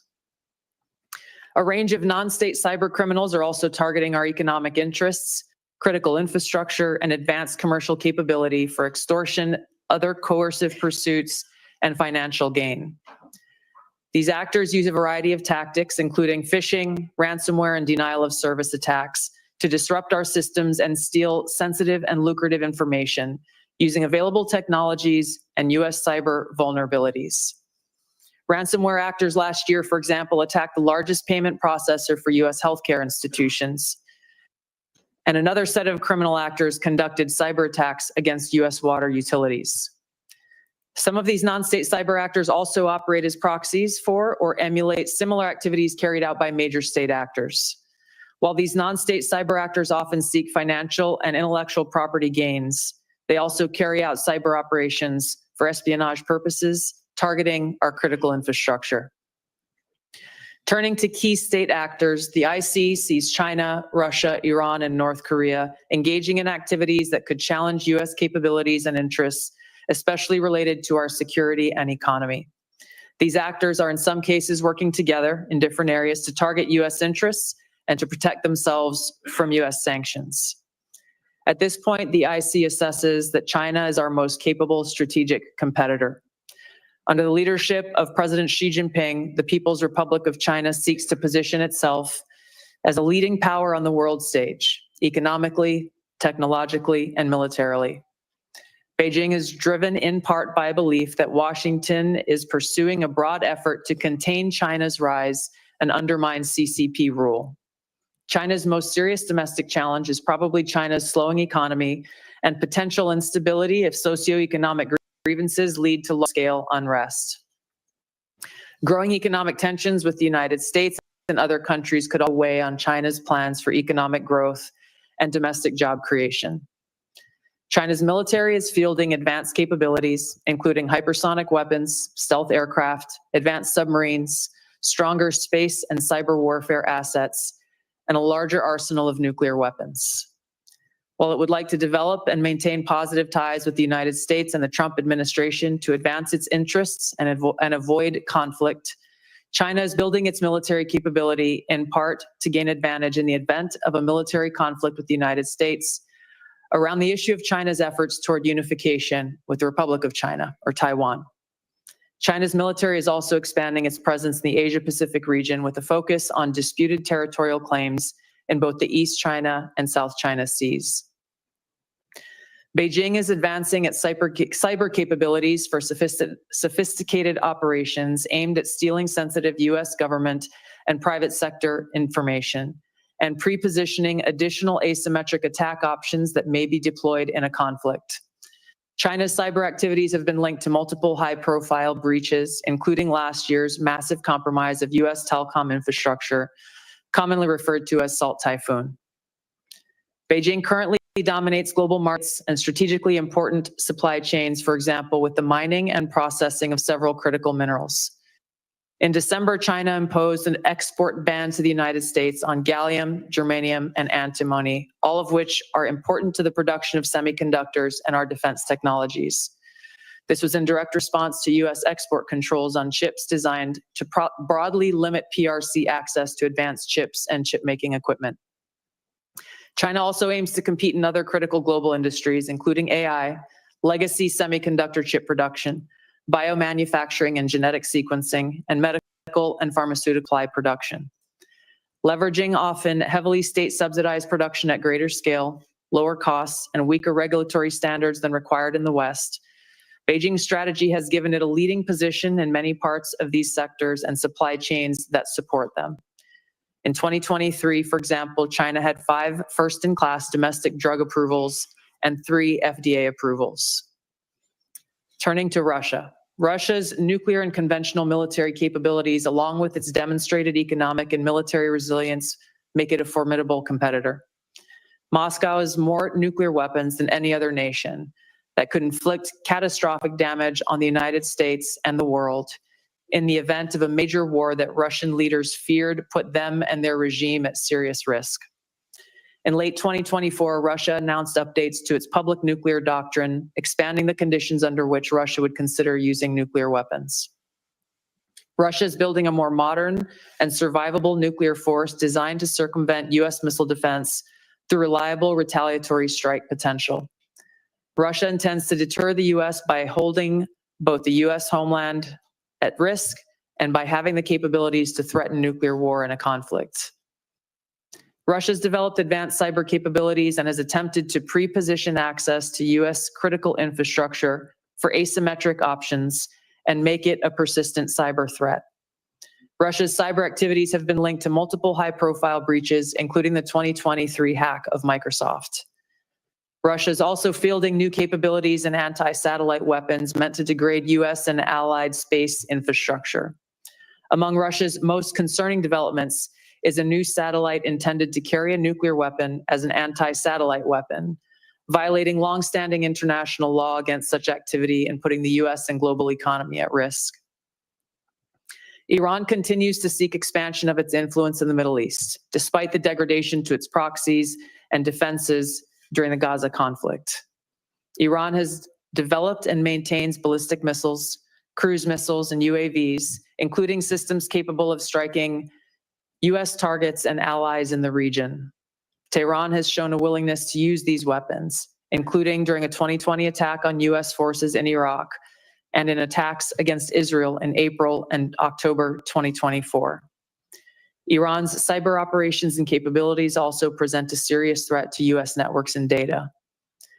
The IC continues to assess that Iran is not building a nuclear weapon, and Supreme Leader Khamenei has not authorized the nuclear weapons program that he suspended in 2003. The IC continues to monitor closely if Tehran decides to reauthorize its nuclear weapons program. In the past year, we've seen an erosion of a decades-long taboo in Iran on discussing nuclear weapons in public, likely emboldening nuclear weapons advocates within Iran's decision-making apparatus. Iran's enriched uranium stockpile is at its highest levels and is unprecedented for a state without nuclear weapons. Iran will likely continue efforts to counter Israel and press for U.S. military withdrawal from the region by aiding, arming, and helping to reconstitute its loose consortium of like-minded terrorists and militant actors which it refers to as its axis of resistance. Although weakened, this collection of actors still presents a wide range of threats, including to Israel's population, U.S. forces deployed in Iraq and Syria, and to U.S. and international military and commercial shipping and transit. North Korean leader Kim Jong-un is pursuing stronger strategic and conventional capabilities that can target U.S. forces and allies in the region, as well as the U.S. homeland, to bolster North Korea's leverage and stature, defend its regime, and achieve at least tacit recognition as a nuclear weapons power. Kim's recently cemented strategic partnership with Russia supports these goals by providing him greater financial, military, and diplomatic support, reduced reliance on China, and providing North Korean forces and weapons systems authentic warfighting experience. Kim views his strategic weapons advances since 2019, its deepening ties with Russia, and North Korea's economic durability as strengthening his negotiating position against Washington's demands for denuclearization and lessening his need for sanctions relief. North Korea is probably prepared to conduct another nuclear test on short notice and continues to flight test its ICBMs to demonstrate their increasing capabilities as leverage in future negotiations. Since 2022, China, Russia, Iran, and North Korea have grown closer. Removing the accelerant of the war in Ukraine is unlikely to revert these bilateral relationships to a pre-war 2021 baseline, leaving room for new strategic priorities and world events to create new incentives or challenges to their currently high levels of cooperation. Russia has been a catalyst for much of this expanded cooperation, driven heavily by the support it has needed for its war effort against Ukraine, including protection from U.S. and Western sanctions. In addition to its exchange of military and other resource capabilities with North Korea, Russia has relied more heavily on China's financial and defense industry backing, and also has increased combined military exercises with China to signal shared fortitude against the United States and U.S. allies in the Asia-Pacific region. With Iran, Russia has also expanded financial ties to mitigate sanctions.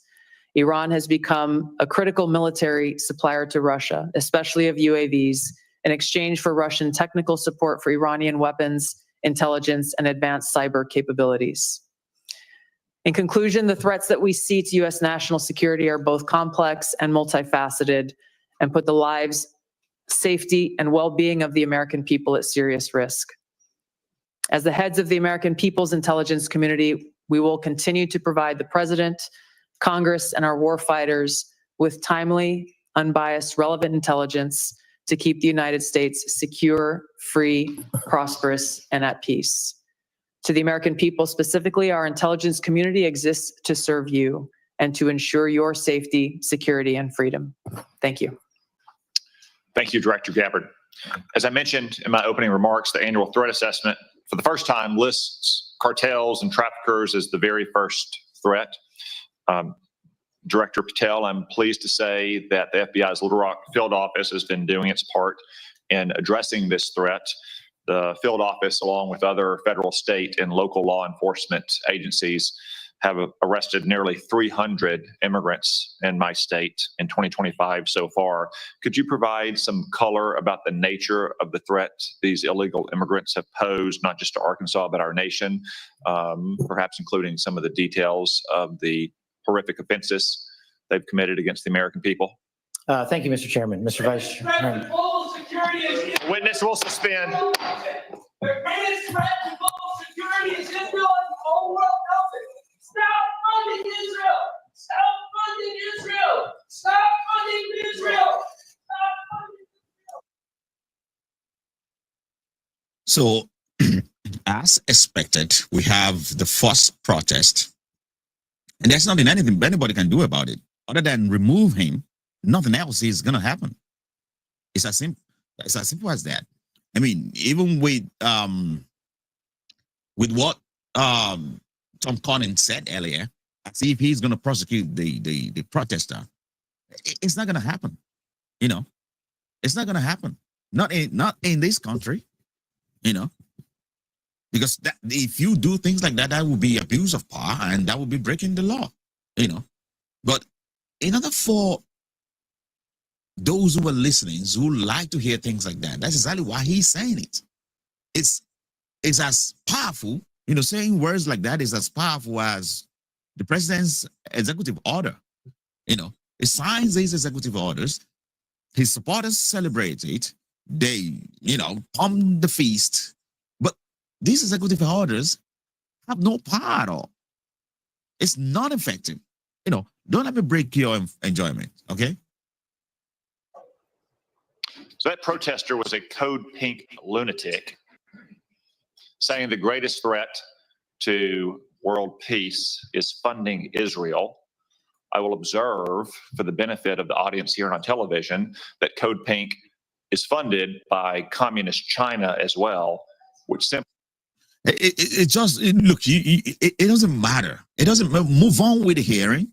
You don't have to respond to that. You know, gone are the days when politicians are just normal. This is BS. You do not have to respond to that. You do not have to rebuttal that. It doesn't make any sense. You know, I just don't know what is going on with these guys these days. You do just focus on the hearing, ignore the protest. He's been removed. You do not have to rebuttal that or distract the point on hand. He stated his opinion just as much as any American can state their opinion under a freedom of speech. simply illustrates. Speak up now if you want to be removed as well, whoever's saying that. Oh, Lord.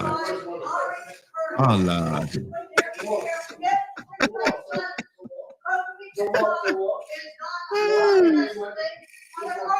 This is unbelievable. If anyone else would like to join them, speak now, please, so we don't have any more disruptions. Are you kidding me right now? As I was saying, the fact that communist China funds Code Pink, which interrupts a hearing like this about Israel, simply illustrate Director Gabbard's point that China, Russia, Iran, North Korea, and other American adversaries are working in concert to a greater degree than they ever have before. Director Patel, back to my question, could you give us some color about the threat that illegal migrants have posed, not only to my state, which has resulted in nearly 300 arrests in 2025, but also to the nation at large? Thank you, Mr. Chairman, Mr. Vice Chairman, and members of the committee. I appreciate the time to address you all, specifically to Arkansas Senator. The priorities at the FBI, which I identified during my confirmation hearing and since, is attacking violent crime along with national security. And every single state in this country is a border state. Arkansas is no exception. Allow me to highlight the work of the men and women in the FBI and state and local law enforcement in the state of Arkansas. Since February 5th alone, we've had 220 illegal immigrants arrested on charges varying from violent offenses, weapons offenses, narcotics offenses, and serious violent felonies. 253 separate individuals have been charged related to those offenses. And here's something I want the American people to hear about narcotics and countering narcotics. Thousands of pounds of narcotics were seized in these 3 weeks in the state of Arkansas. Thousands, worth tens of millions of dollars. Everything from fentanyl to meth to cocaine to heroin to marijuana and more. And also including manufactured drugs. The FBI does have the biggest footprint in Arkansas, but we could not achieve this mission without our state and local law enforcement partners, which has been one of the priorities since I took the helm at the FBI. They provide the greatest ground level intelligence to conduct these operations in Arkansas and in every single state across the union. Since February 5th, we've assisted with the arrest of hundreds of criminals and illegals throughout your state, and that was just a 3-week operation. Prior to that, Senator, there was a bust of 17 federal indictments relating to a meth lab in the state of Arkansas in the southwest corner of your state. All of those individuals are now facing prosecution for hundreds of pounds of illegal opioids, guns, and other illicit material. So we will continue to do that work. We will work it 6-7 days a week, 365 days a year, not just in your state, Mr. Chairman, but in every state. Thank you, Director Patel. As Director Gabbard highlighted from the annual threat report, Director Ratcliffe, many, if not most, of the chemical precursors for deadly fentanyl produced by Mexican drug cartels originates in China. China, of course, is a techno-totalitarian police state. They have technology to monitor their own people that Soviet Russia could have only imagined. Is there any reason, Director Ratcliffe, to believe that China could not monitor and crack down on this flow of chemical precursors to Mexico if it chose to do so? Thank you, Senator, for the question. No, there's nothing that prevent China, the People's Republic of China, from cracking down on fentanyl precursors. As you well know, Senator, one of the reasons that they don't is that there are more than 600 PRC-related companies that produce those precursor chemicals in an industry that generates $1.5 trillion.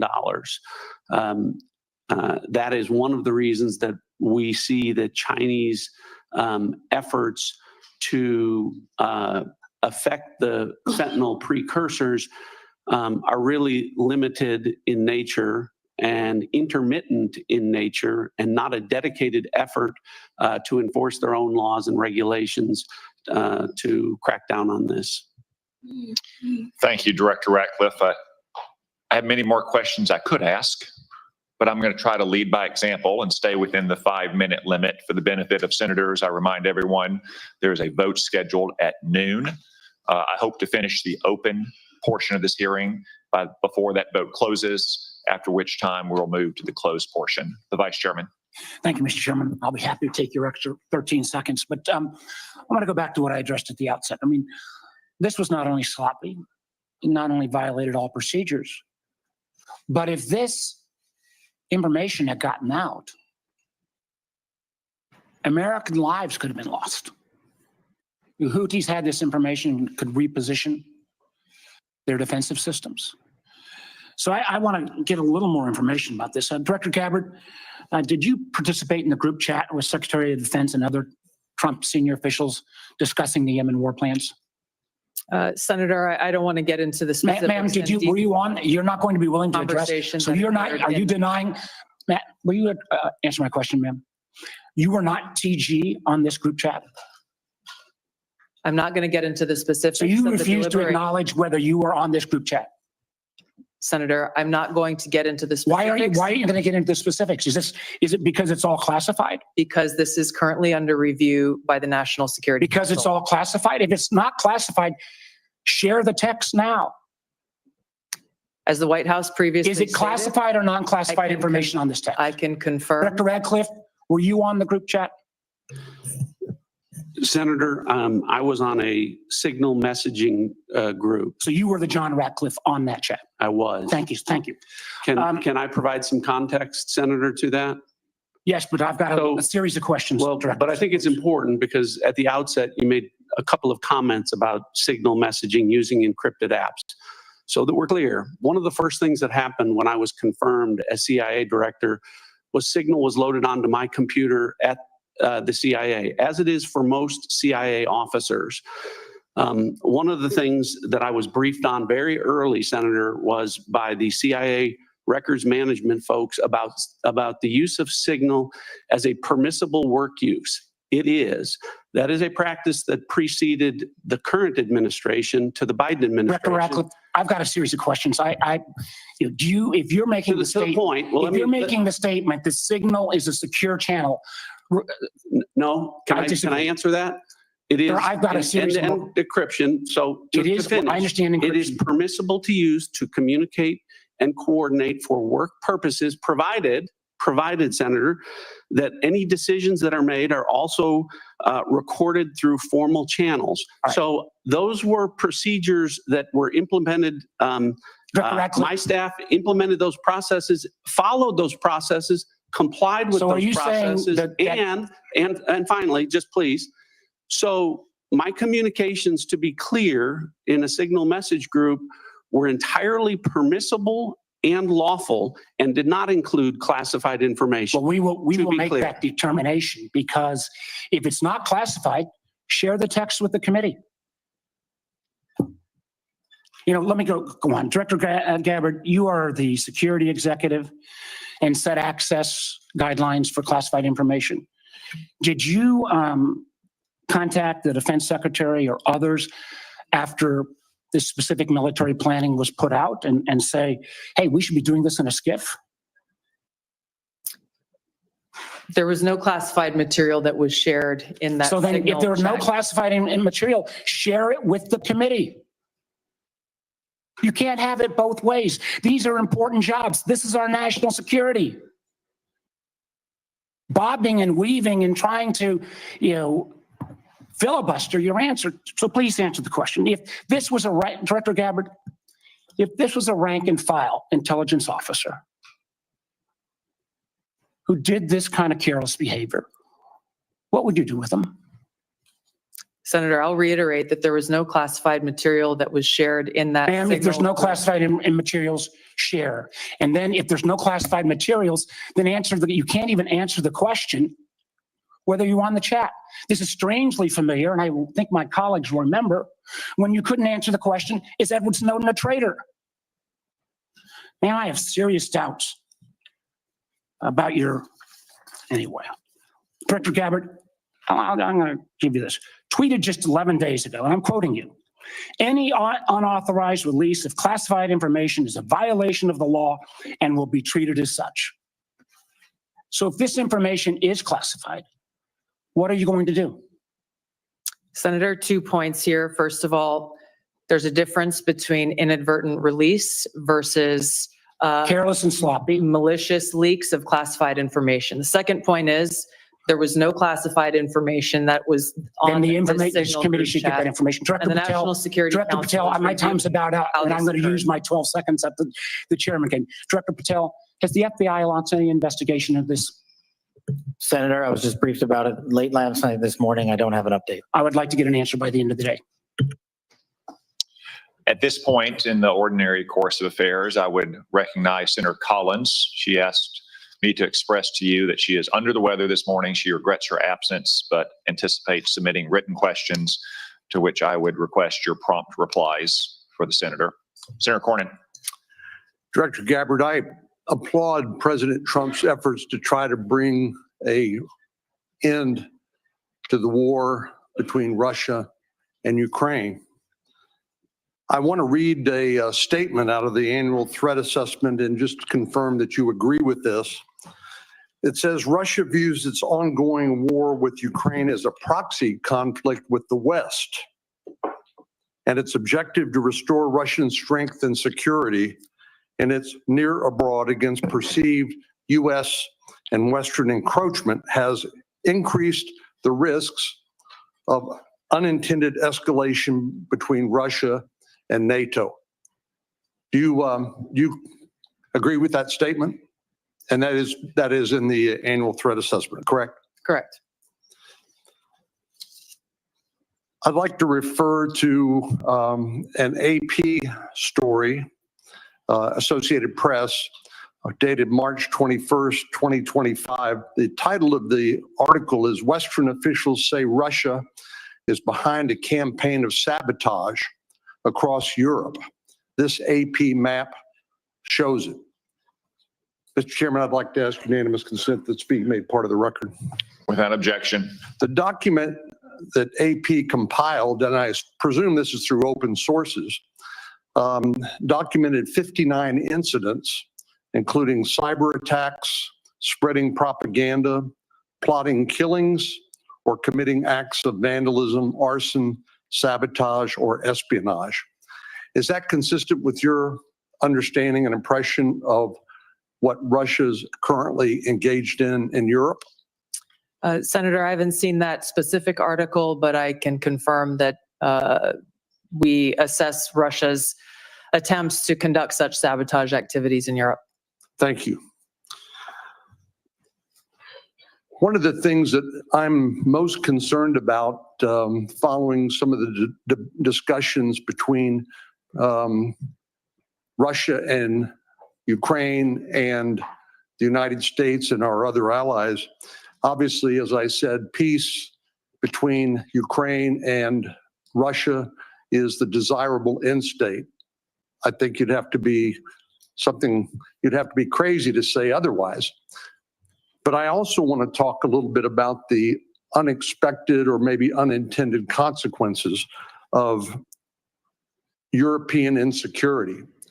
I know the incoming Chancellor of Germany has talked about the possibility that Germany might share its nuclear weapons with Ukraine and suggested that the UK would be part of that. I know that Poland has talked about acquiring nuclear weapons, and perhaps other European countries to make up for what they view as a receding of the American umbrella of protection. General Krause, what would be the result of the proliferation of nuclear weapon-armed countries in Europe if, in fact, that would occur as a result of the perception of European insecurity? Senator, thank you for the question. One of the things that the intelligence community works very hard on is to understand who has nuclear weapons throughout the planet. And as discussed in the opening statements, both by the chair and by Director Gabbard, the proliferation and the increase in the types and the lethality of nuclear weapons is one of the things that we have to track and we as a nation are going to have to face. It has changed dramatically in the last 5 years and will continue to change over the next 5 years. The addition of additional countries which have their own deterrence policies and will act in a nuclear dialogue, or the presence of those weapons, the security of those weapons, the movement and the threat of use of those weapons complicates the environment by which all of us will operate and will complicate all of the decisions by which all future conflict and the political decisions that we support of the decision makers. It makes the world a more dangerous place, does it not? Senator, yes, it does. And just by way of history, Ukraine used to have the third largest arsenal of nuclear weapons on the planet. But as a result of negotiations between Russia and Ukraine and the United Kingdom, the Budapest Memorandum documented a commitment by Russia and the United States to protect the territorial integrity of Ukraine in exchange for them giving up their nuclear weapons. Did I correctly summarize the content of the Budapest Memorandum back in 1994? Yes, Senator, you did. And Ukraine willingly gave up its weapons for the protection of others. Thank you very much. Senator Wyden. Thank you, Mr. Chairman. And obviously, my colleagues and I feel very strongly about the war planning meeting over unclassified phones. Obviously reckless, obviously dangerous. Both the mishandling of classified information and the deliberate destruction of federal records are potential crimes that ought to be investigated immediately. And I want to make clear that I'm of the view that there ought to be resignation, starting with the National Security Advisor and the Secretary of Defense. Director Ratcliffe and Director Gabbard, have you participated in any other group chats with senior Trump administration officials in which classified information was shared using phones that weren't cleared for such information? Question for the two of you.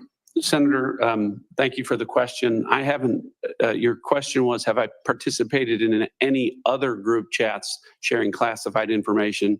To be clear, I haven't participated in any signal group messaging that relates to any classified information at all.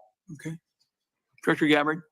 Senator, I have the same answer. I have not participated in any signal group chat or any other chat on another app that contained any classified information. Yeah, and I just think it's important to follow through here. Would the two of you cooperate with an audit to confirm that that is that is the case?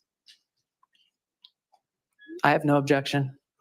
Senator, I'll certainly comply with any follow-up that the National Security Council would deem appropriate. But again, to be clear, the use of signal message end-to-end encryption applications is permissible and was, in this case, used permissibly, at least to my understanding, and in a lawful manner. The seriousness of this is so clear. That's why I want to have an audit, and both of you gave me an answer indicating that you would be open to that, and I appreciate it. Director Patel, you weren't in this particular group chat, but have you participated in any chats on unclassified phones with other administration officials relating to national security? And if so, on what other topics? Thank you. Thank you for your question, Senator, and not that I can recall. Okay. Question I have for you, Director Gabbard, involves this question of Elon Musk wasn't going to see the military's China war plans because he said he, quote, has business in China and he would be susceptible perhaps to that. That was his comment. So as DNI, you're responsible for security clearance policies across the government. Under your watch, how are you going to go about carrying out this obligation? Because I think it obviously is a very significant one in terms of American national security. Thank you, Senator. As you know, the Office of the Director of National Intelligence provides oversight over these different 18 intelligence elements. Leaders within those elements are empowered with that responsibility to uphold the trust that the American people have placed in them. In this example that you cited, both Secretary Hegseth as well as President Trump completely denied the assertion that Elon Musk was going to receive any kind of classified war plan brief pertaining to China or any other country.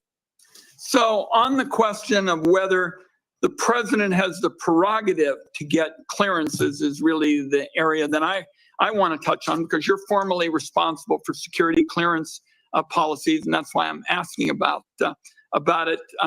So can a president decide who gets the clearance? Yes. So what about your role? You're formally responsible for security clearance policies. That is also true. So how do we resolve it? President just gets his way. The elected president and commander-in-chief has the authority to provide a security clearance to those who he deems necessary. Mr. Chairman, and to the ranking member, I think we have to have a further discussion on this and figure out what the ground rules, are. I think it's clear what the director says. I just think we need more clarity, because I think you have the formal responsibility for security clearances, and now we've heard that this somehow is going to be the president's project, and I think we ought to have further discussions. Thank you, Mr. Chairman. Senator Langford. Mr. Chairman, thank you. Thank you to all of you. Your service to the country, it matters. There are a lot of citizens of our country right now that have much greater security in their life because of the work that you do and the people that are working around you do. So I just want to say I appreciate that. For the folks in Oklahoma, they would definitely want me to be able to say thank you for your service. Let me ask a couple of questions on this. Director Gabbard, let me start with you on this. Iran has been listed as one of the top sponsors of terrorism for a very long time. They are the primary armors of Hezbollah, of Hamas, of the Houthis. They're arming the Russians to be able to kill Ukrainians. They continue to be able to destabilize the region. And just in the recent days, when many nations in the Gulf region have talked about how to provide greater stability, Iranian leadership stepped out and made very clear statements. They want a one-state solution for Israel, and this to drive out all Jews. So this continues to be an issue, not just for the region, but for Americans in particular. So my question is on this is the sanctions and the effect of sanctions, what we know about the Iranian response. Under the Biden administration, those sanctions will turn down, where, quite frankly, Iran has been able to sell $90 billion in oil on the global market to be able to rearm itself and all the others around the region. Now sanctions are now going back onto Iran again. What do we know about the effect of those sanctions? Okay, just let me add something there. It is first Trump's administration in 2016 to 2020 that actually canceled the Iranian deal, the Iran-American deal by the previous administration. That would have actually have Americans going into Iran to supervise their use of uranium and the use of nuclear power plants to make sure that they are not actually doing things like this. So the narratives or the idea that it is Biden who refused to actually go into such an agreement is such a laughable thing. If a very solid deal was actually erased and removed by the previous president, which is now the current president. So going back to now find a deal with Iran it's still a laughable thing if you were the one that destroyed the deal in the first place. Thank you, Senator, for the question. These sanctions have just begun to be reinstated, so the full effects have not yet borne fruit. But the message that the president has sent with his maximum pressure campaign is certainly heard. As the chairman mentioned in his opening remarks, President Trump recently sent a letter to the leader of Iran expressing his interest in direct talks in order to try to de-escalate and to prevent war, prevent Iran from gaining a nuclear weapon, but also stated that there would be military consequences if there was no direct negotiations. So President Trump is continuing to carry out his vision and mission of peace through strength, acting in the best interests of the American people. We will see what choices are made from here. Okay, thank you. Director Patel, during the last administration and the very open border policy that they had, we had some years, including 2022 and 2023, where there were 70,000 individuals that were released into the country that were identified as special interest aliens. This is something this committee and the Homeland Security Committee tried over and over again to get details on. The Biden administration was unwilling to be able to share any of the details and the special interest aliens, led to a great amount of frustration. The comment came often back to us is that FBI is going to track all these individuals and to be able to identify them, even though it was 70,000 a year that were coming into the country. You just walked into this position and trying to get your feet on the ground in so many different issues that are outstanding on that. I raised to you the issue of individuals that are currently illegally present in the country going through a process, but are listed as special interest aliens. By definition from the administration, those are individuals that we don't know their level of risk, but they're considered a national security risk, but we don't know anything else about from there. So how are you trying to get on top of the number of people that are criminal aliens in the country, but also these special interest aliens that come from terrorist areas? Thank you, Senator. Appreciate your question. As far as the FBI is concerned, you hit on it, criminal. So we are focused across our interagency partners at DHS, ICE, CBP, CIS, and elsewhere to identify through our information sharing networks that we have stood up with state and local law enforcement to provide us the details on any criminal evidence relating to any of the individuals you highlighted. And if there's a nexus there, a case will be opened, excuse me, by the line agents who predicated lawful and factual basis to do so. And we will further refer that matter to the Department of Justice for prosecution. We are reviewing all of these cases anew, and we will report back to you, Senator, with some fidelity on the outcome of that process. Okay, thank you. Are you getting good feedback from social media technology companies and cooperation from them on illegal activities that are promoted on their site? All the different sites have rules and standards for what can and can't be done on that. But for instance, in the border areas, many of the sites are allowing child trafficking, or they're allowing basically the hiring of Americans to come be drivers and such, and they know this is being circumvented. Are they working with you on that to be able to take illegal content off their sites? Thank you, Senator. And we have engaged directly at the top levels of all the private sector software communities and social media companies, and they have been very helpful because they have been told that this is a priority for me at the FBI to work with them because they have so much information to share back with us. Now, that's, of course, just on the public systems. We're not talking about the dark net. Thank you. Thank you, Mr. Chairman. Senator Heinrich. Thank you, Chairman. Director Ratcliffe, I want to start with you. Who determined that the content of this discussion on Signal was not classified? Senator, I guess I'm not. Well, for example, I can speak to my personal knowledge. There was no classified agent mentioned as part of this story. Normally, that would be classified information. So I guess what I'm asking is, did you just determine it was not classified, or was there any declassification after the fact? So to be clear, so everyone understands the process, as we talked about, Signal is a permissible use. I understand that. At the CIA, has been approved by the White House for senior officials. And appropriate for many conversations. And recommended by CISA for... I'm sorry, that is not the question.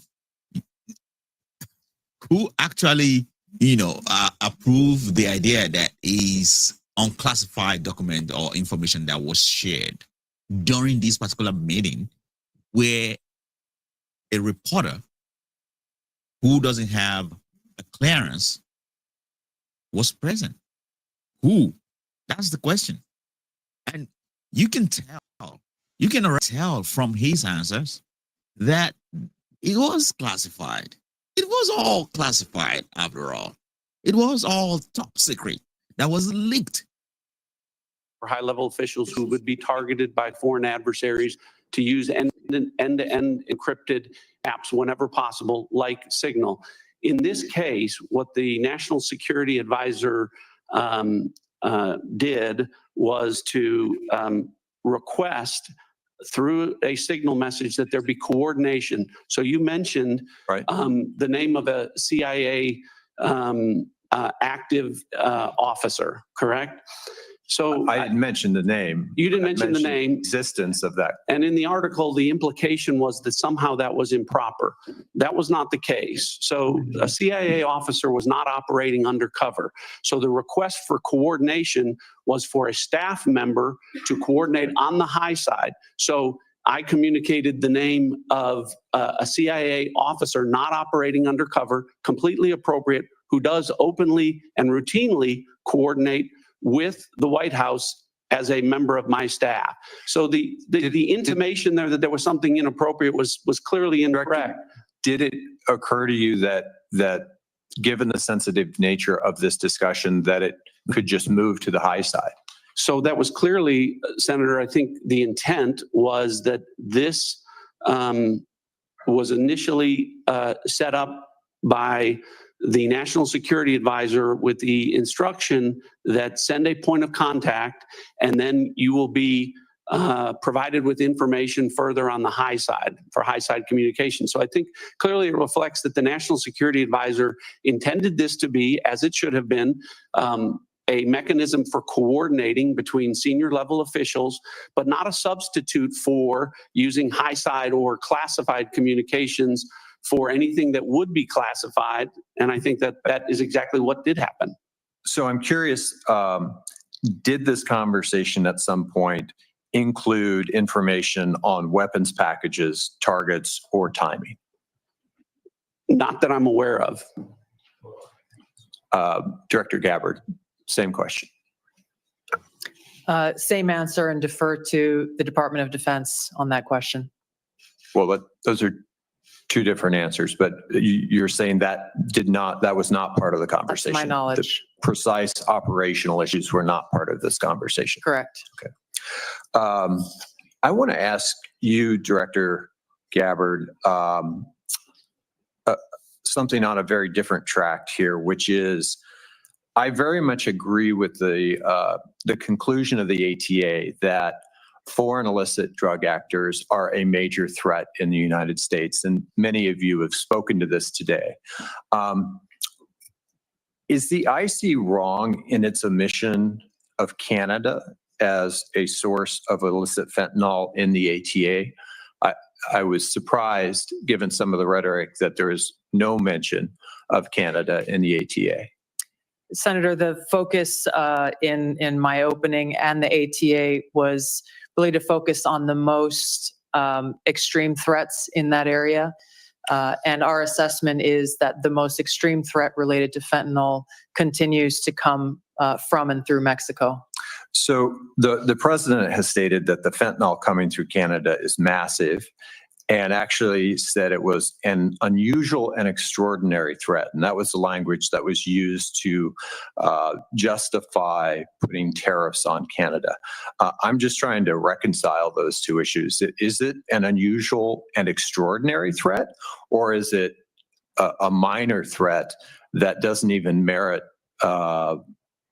mention in the annual threat assessment? Senator, I don't have the numbers related to Canada in front of me at this time. I'd like to get back to you on the specifics of that answer. It's less than 1% of the fentanyl that we are able to interdict. But if you have different information, I would very much welcome that. Senator Budd.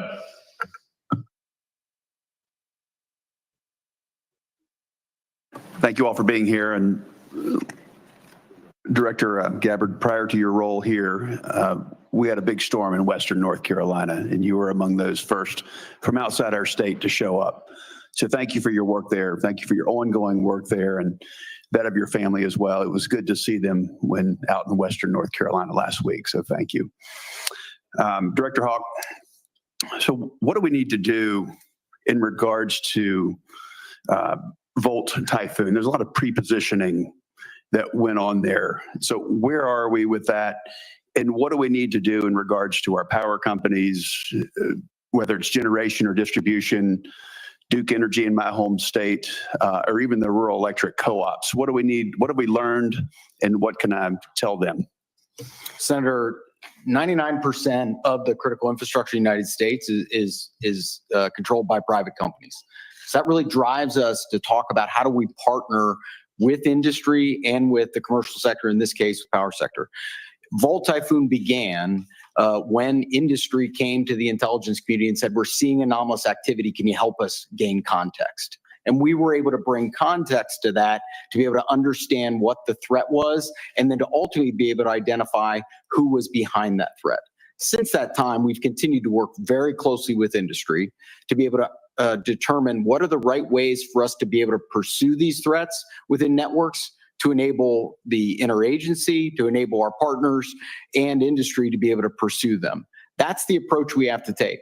It is a collaboration between the government and industry to be able to eradicate these threats, and we have continued to pursue them together since our first identification and notification that we did related to this particular threat. Thank you. What have you done on the offensive side here in regards to, I think there were three, Salt Typhoon, Volt Typhoon, and even Flax Typhoon. Maybe there were others, but those are the three that are known. Senator, I've been given really clear guidance in terms of what the Secretary of Defense expects in terms of our aggressive approach to be able to restore deterrence, and I look forward to talking with you about that in the closed hearing. Look forward to that. Directors Gabbard and Ratcliffe and Patel, thank you all again for being here. So as you're all keenly aware, Section 702 of FISA is an extremely useful authority to help keep our nation safe. I also know that we need to rebuild American people's trust and confidence that such authorities are not being misused by the intelligence community to unlawfully target Americans. So since taking over your respective agencies, can you tell me and tell the American people how effective the recent changes have been in protecting privacy and civil liberties of each and every Americans?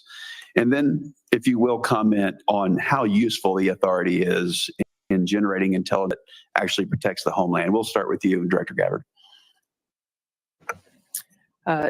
Senator, Section 702, which authorizes the foreign collection of non-U.S. persons outside of the United States, continues to be one of our most effective collection tools to ensure our national security. There are a number of reforms that the Senate passed, that Congress passed last year, that have proven to strengthen the protections of Americans' Fourth Amendment rights. In the short time that I've been in the seat, I've seen a few examples of that directly, most recently through the FISA court, calling in an amici to come in and weigh in on a dispute regarding provisions that would further protect Americans' Fourth Amendment rights. I'll be visiting our friends at the NSA next week and doing a quote-unquote ride-along to observe directly how those reforms that Congress passed are being implemented to protect Americans' civil liberties, and look forward to reporting back after I've had that opportunity. Thank you. Director Patel. Thank you, Senator. With my background in FISA and 702, I just want to clearly delineate between FISA Title 1.3 and 702 collection. We need to both ardently defend its use, but also ardently support reforms that allow the American public to entrust that those charged with those capabilities are not violating the Fourth Amendment or any other violation. Speaking to Title I, Title III, when it comes to U.S. persons, I have already included an amendment in terms of FBI language to make sure that when a U.S. person is targeted, that the FBI specifically is responsible for culling through all exculpatory information that is reasonably known and satisfying that burden and stating it in the application. When it comes to 702, Senator, some of the biggest enterprise efforts we have had to thwart national security risk would not have occurred if 702 collection had gone dark. And the FBI continues to use that information to protect the homeland. We've had multiple takedowns in the last 6 months based on 702 and interagency collection processes, but we just need to ensure the American public, and I'm working with my team, that even in the 702 sphere, American citizens' information is protected. Thank you all. I look forward to the discussion in the closed session. Senator King. Thank you, Mr. Chairman. Director Gabbard, I didn't intend to get into the Jeffrey Goldberg story, but something you said has sort of puzzled me. According to open source reporting at 11:40 on the morning of March 15th, Secretary Seth put into this group text a detailed operation plan, including targets, the weapons we were going to be using, attack sequences, and timing. And yet you've testified that nothing in that chain was classified. Wouldn't that be classified? What if that had been made public that morning before the attack took place? Senator, I can attest to the fact that there were no classified or intelligence equities that were included in that chat group at any time. So, and I so the defer, attack sequencing and timing and weapons and targets you don't consider should have been classified? I defer to the Secretary of Defense, the National Security Council on that question. Well, you're the head of you're the head of the intelligence community. You're supposed to know about classifications. So your testimony very clearly today is that nothing was in that set of texts that were classified. I'll follow up on Senator Wyden's question. If that's the case, please release that whole text stream so that the public can have a view of what actually transpired on this discussion. It's hard for me to believe that targets and timing and weapons would not have been classified. Well, let me move on. You approved this report, this annual report prepared by the Office of the Director of National Intelligence. Is this submitted to the White House routinely in anticipation of its public release? I don't know what you mean by submitted routinely. Was this report submitted to the White House before its release today? It was submitted to them once it was completed. I think probably around the same time it was sent to all of you. I want to move on. One note that surprised me, I've been on this committee now this is my 13th year. Every single one of these reports that we have had has mentioned global climate change as a significant national security threat, except this one. Has something happened? Has global climate change been solved? Why is that not in this report? And who made the decision that it should not be in the report when it's been in every one of the 11 prior reports? I can't speak to the decisions made previously, but this annual threat assessment has been focused very directly on the threats that we deem most critical to the United States and our national security. Obviously, we're aware of occurrences within the environment and how they may impact operations, but we're focused on the direct threats to Americans' safety, well-being, and security. How about how they will impact mass migration, famine, dislocation, political violence, which is the finding, by the way, of the 2019 annual threat assessment under the first Trump administration? You don't consider that a significant national security threat?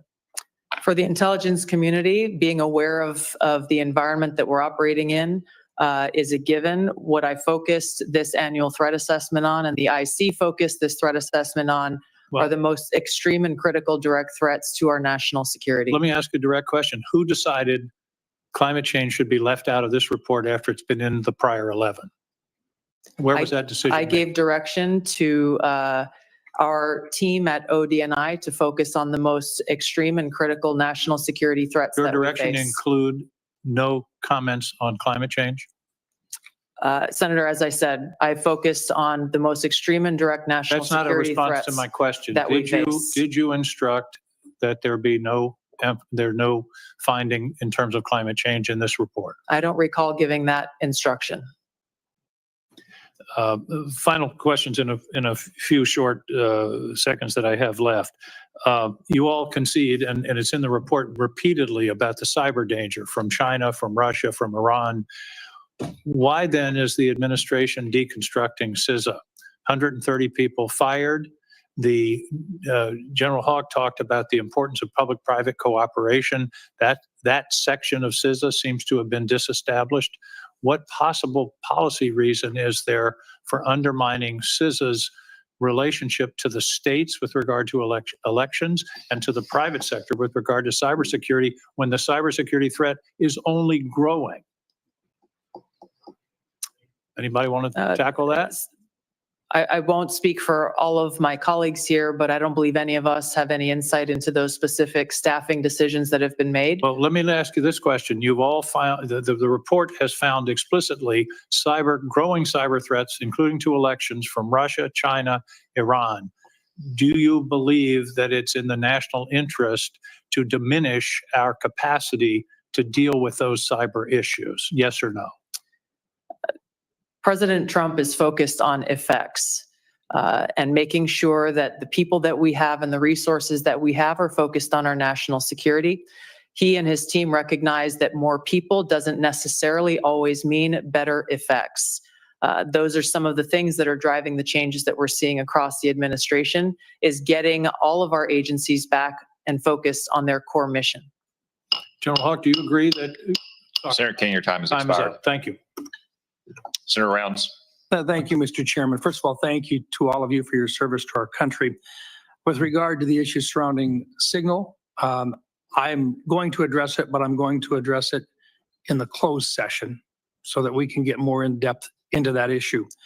In the meantime, I want to direct my first question to Director Ratcliffe. As the debate continues in Washington regarding spectrum, what can you share in this unclassified setting regarding the critical nature of spectrum to national security interests generally? Thanks for the question, Senator. I know this is an issue of great interest to the Senate, and the potential auction of commercial space on spectrum.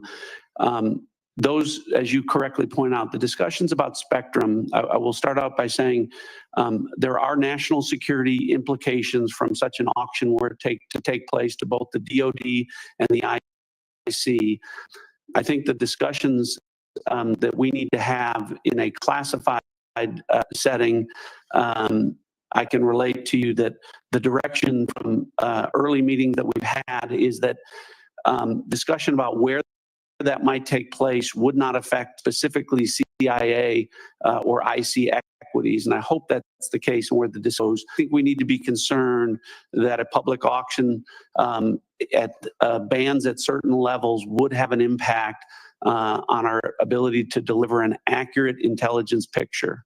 In other words, there are parts of the spectrum which simply cannot be shared with the commercial. That's correct. All right.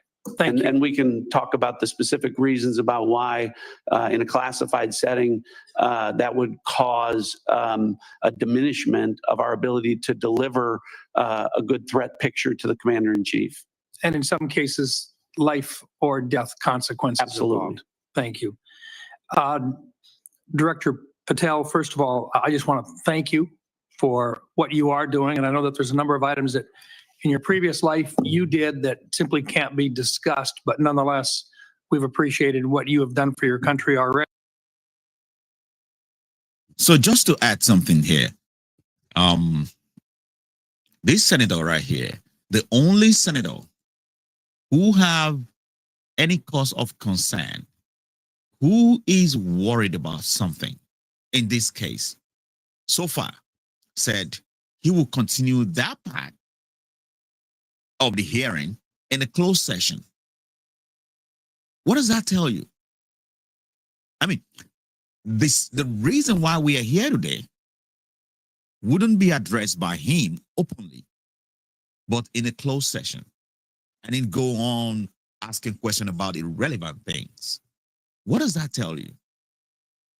Something is edgy here. This is serious. Because He wouldn't discuss anything in the open session that would get the president angry, period. So he'd rather do it in a closed session. Ready. Today, I just wanted to talk to you about, we've seen a series of public news reports about ISIS threats within the United States. And there have been several successful interdictions, Oklahoma City, Philadelphia, New York. Although the question remains as to the total number of ISIS operatives who were able to breach porous borders in the months and years before policy changes in this January of 2025, to what extent is the FBI tracking operatives who remain in the United States today, and what is the FBI doing to track them down? Thank you, Senator. I appreciate your question and your comments. So the priorities at the FBI since I took over have been violent crime and national security, and this speaks directly to national security. The direction for the FBI is to track down any individuals with any terrorist ties whatsoever, whether it be ISIS or another foreign terrorist organization, and now to include the new designations of the cartels down south and elsewhere. So the FBI is utilizing our Joint Terrorism Task Force, which are situated in all 55 field offices. But the key to success there is our partnership with state and local law enforcement who have the ground level intelligence on some of these operatives. And as you've highlighted, we've already shut down numerous threats, and we've identified publicly where permissible these threats and individuals and where they're coming from. And I think the FBI is doing a very good job right now in collecting this information through our interagency process, and we will continue to thwart every bad actor affiliated with a terrorist organization or otherwise. Thank you. And Director Hawk, first of all, okay, you've talked a little bit already about Salt Typhoon, but what I want to really get into is the things that are moving right now that you haven't had a chance to address, and in particular, Cybercom 2.0 and the need to accelerate that particular plan moving forward. Can you talk just briefly? I've got 40 seconds left. Talk to us a little bit about how critical 2.0 is in terms of countering the cyber activity that's going on through nefarious actors. Senator, what we were asked to do by Congress was to look at what's the force generation model for the Department of Defense to be able to generate cyber forces. Based off of that request, I produced a recommendation for the Secretary that outlined 3 critical things, which is really how we manage the talent, how we develop the talent in the department, and also how we equip that talent underpinned by compute and AI.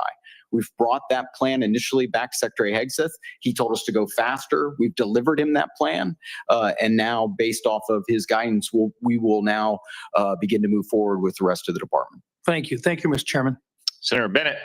Thank you, Mr. Chairman. Thank you very much for holding this hearing, and thank you for being here.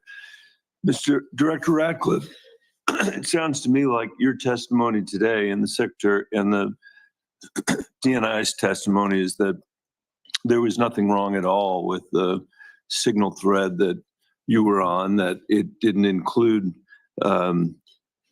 any targeting information or battle sequence. That is your testimony. That's your testimony. And I'm a little staggered that that is your view, Director Ratcliffe. Does the CIA have any rules about handling of classified information? Yes or no? Yes. Thank you, Director Ratcliffe. Do you agree, Secretary of Defense Pete Hegseth said this morning when asked by members of the press what had happened, he said this morning in Hawaii that Atlantic Editor-in-Chief Jeff Goldberg is a, quote, deceitful and highly discredited so-called journalist who's made a profession of providing hoaxes time and time again. Do you share that evaluation, the Secretary of Defense's evaluation of Jeff Goldberg as a journalist? Senator, I didn't see those comments. I don't know Jeff Goldberg. So do you share that view of the Secretary of Defense? Well, I don't have a view on. Okay. Do you, assuming that he has that view, I'm curious about whether you are the CIA director. Okay, this has happened. We know it's happened. Did Jeff Goldberg somehow, did he create a hoax that allowed him to become part of this signal thread? Please answer the question. You don't insult the intelligence of the American people. Did he invite himself to the signal thread? I don't know how he was invited, but clearly he was added. Clearly it was. Finish your sentence, please. Clearly he was added to the signal group. Your question is, you don't know that the president's national security advisor invited him to join the signal thread. Everybody in America knows that. Does the CIA director not know that? I've seen conflicting reports about who added the reporter to the signal messaging group. You think that it's perfectly appropriate that there was a reporter added, especially one that the Secretary of Defense says is deceitful, highly discredited, a so-called journalist who's made a profession of peddling hoaxes over and over again. Is your testimony that it was appropriate that he was added to this signal thread? No, of course not. And why did you not call? Hold on, Senator. You are the mischaracterizing my testimony. You answered the question. Let me ask you: when he was added to the thread, you're the CIA director. Why didn't you call out that he was present on the signal thread?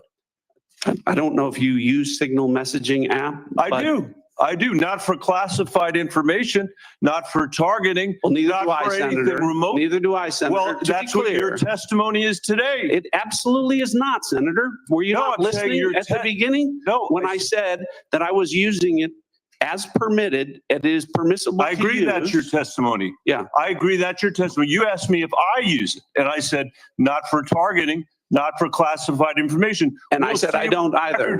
I also know Jeff Goldberg. I don't use it to communicate with him, but you thought it was appropriate. By the way, I think he's one of the more outstanding journalists in America. But I'm shocked to find him on a thread that he's reading in the parking lot of a grocery store in Washington, D.C. And your testimony as the director of the CIA is that it's totally appropriate. Is it appropriate? No, Director, that is not what I. Okay, when did I say it was? Please. When did I use the word appropriate? Well, go ahead, please. Well, I didn't. That everybody in America. So clearly, there's nothing to Senator, see here is what your testimony is. No, I never said that. This is just a normal day at the CIA where we chat about this kind of stuff over signal. In fact, it's so normal that the last administration left it here for us.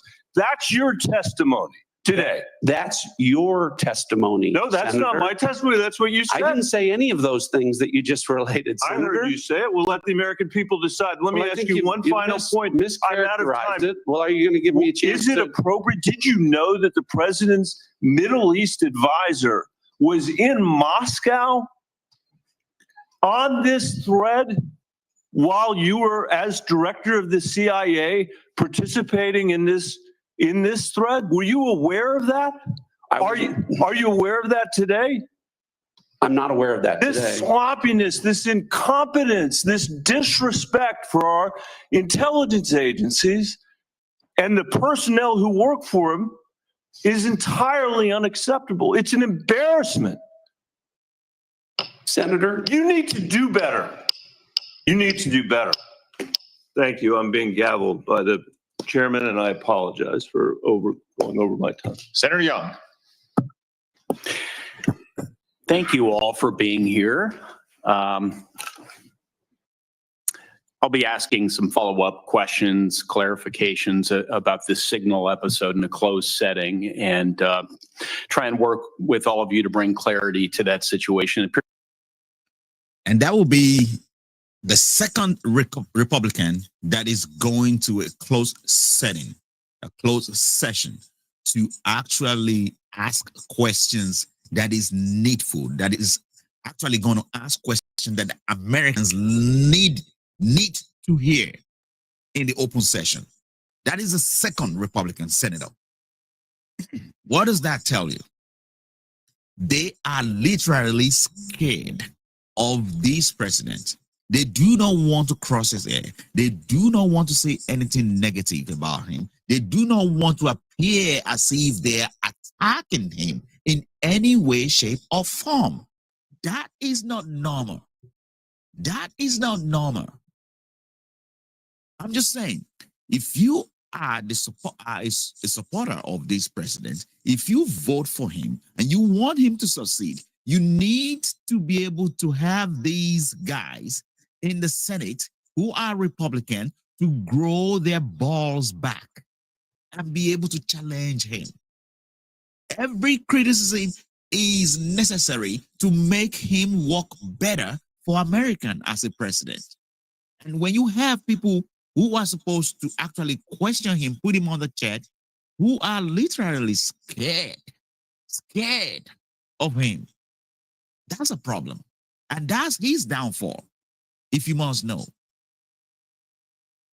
Appears to me there's some unanswered questions. It'll take some time, I think, to get there in a more dispassionate setting.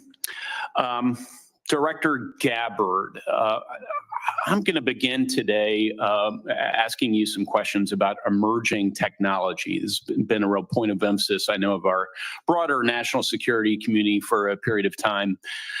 We know that PRC is making generational investments in certain emerging tech, AI, biotech, and in other areas of technology to reduce their vulnerability against any supply chain disruptions and to lead the world in some areas. As the IC assesses, the PRC is seeking to, quote, become a global S&T superpower, surpass the United States, promote self-reliance, and achieve further economic, political, and military gain. So, Director Gabbard, can you describe the actions China is taking to operationalize that IC assessment in ways that directly target the security and prosperity of everyday Americans? Senator, what we know is that they are trying to use these capabilities as a means to continue to exploit vulnerabilities within our own critical infrastructure and our cyber technology.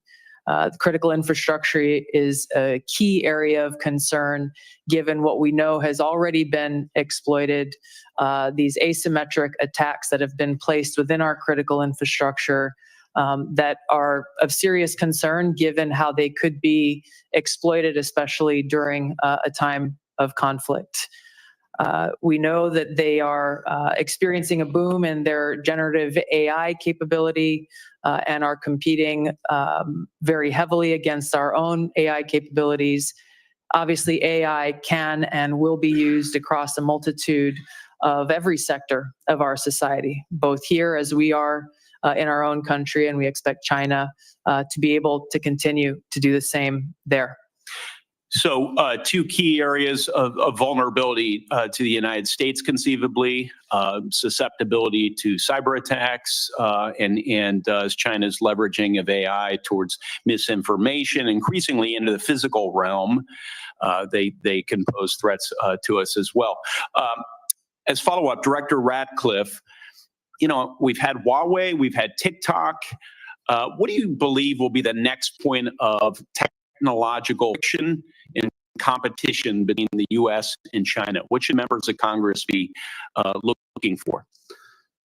Senator, I can answer this question more fully in the classified setting. What I would say relates to the issue of emerging technologies and matters of quantum computing and quantum sensing, and our ability to stay ahead of China on the technological curve with respect to those issues.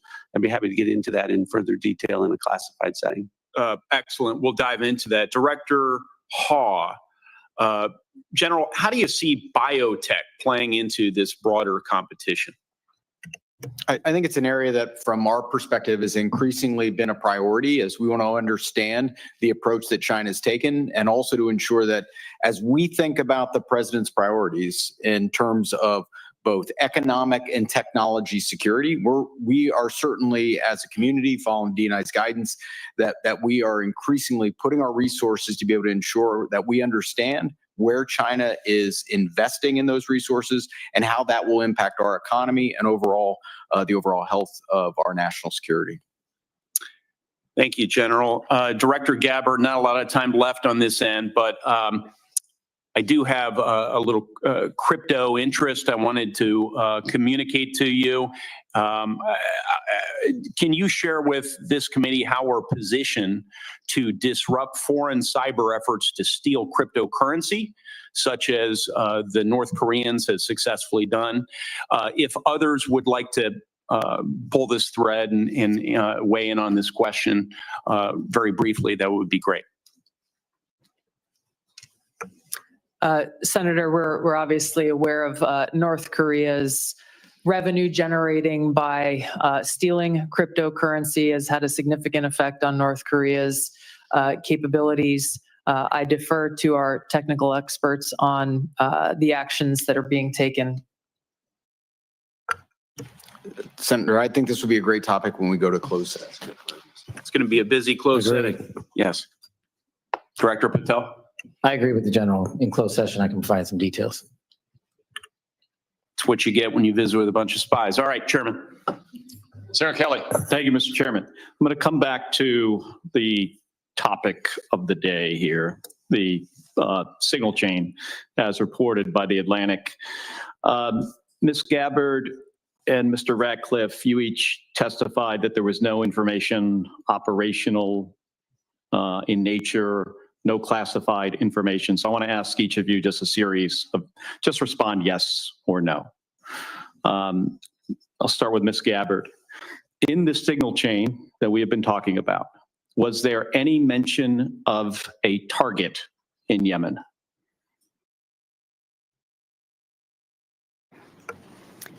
I don't remember mention of specific targets. Any generic target?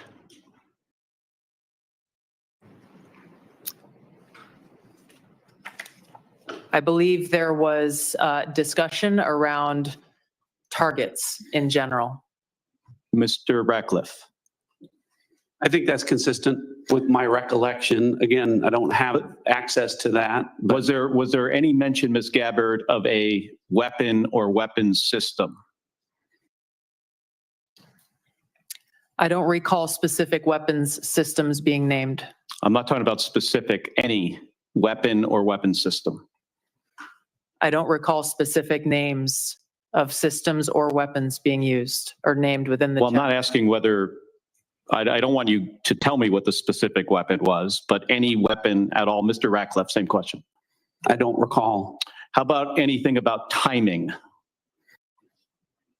Ms. Gabbard. I don't recall specific timing. Was there any mention? I won't get into the detail of the conversation, but obviously there was a significant amount of planning and internal discussions that had occurred prior to and outside of this signal chat. Mr. Ratcliffe, you're nodding your head. Any mention of any military unit whatsoever? Mr. Ratcliffe. Not that I recall. Ms. Gabbard. Not that I recall. Okay.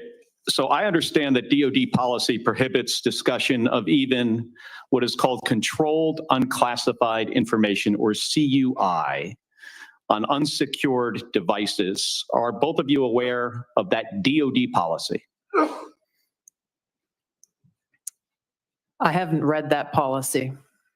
Not familiar with the DoD policy, but I would say that the Secretary of Defense is the original classification authority for DoD in deciding what would be classified information. Ms. Gabbard, does the intelligence community have a policy that prohibits discussion of controlled unclassified information? Yes. It does. Okay. Controlled unclassified information, according to DoD, includes information that is information that has not been approved for public release. Would you, of what's been disclosed publicly of the signal chain, would either of you feel that that would be approved for public release? Ms. Gabbard. The discussion that took place in that signal chat group was a conversation reflecting national security leaders and the vice president around the president's objectives. So yes or no, would you approve that for public release? I don't feel I can answer that question here. Because of the nature of this hearing? Because of the nature of a private discussion that took place between individual leaders in our government. It would make sense that you would not approve it for public release, wouldn't it? There are other factors that would go into that consideration. Mr. Ratcliffe, yes or no? I wouldn't approve the release of classified information. Again, as I've said, I'm not talking about classified information, Mr. Ratcliffe. I'm talking about information that has not been approved for public release. That is information that is considered controlled, unclassified information. The principles that would have been on that would have been individuals capable of approving that for public release. I got 20 seconds. The deliberation as to whether or not we should launch a strike on another country, would you consider that classified information, Ms. Gabbard? Well, the information was not classified. I'm not talking about this. I'm just talking about deliberation from principles as to whether or not we should launch a strike on another country. Would you consider that classified information? I'm not talking about what happened this week. There are other factors that would go into determining that classification. Mr. Ratcliffe, the deliberation between principals in our national security apparatus about whether or not to strike another country, would you consider that to be classified information? Pre-decisional strike deliberation should be conducted through classified channels. Thank you. Thank you, Mr. Chairman. If I may, I just want to return, Mr. Ratcliffe, to your answer there in part, Senator Kelly. It's been raised at several occasions now in this hearing about whether classified information was discussed in this chat. And you mentioned about the Secretary of Defense being what you called, I think, the original classification authority. Correct. Correct. I think it's important for the public to understand that although you and Director Gabbard are original classification authorities on many matters, you're not that for all matters that might be classified in the government. Is that right? That's correct.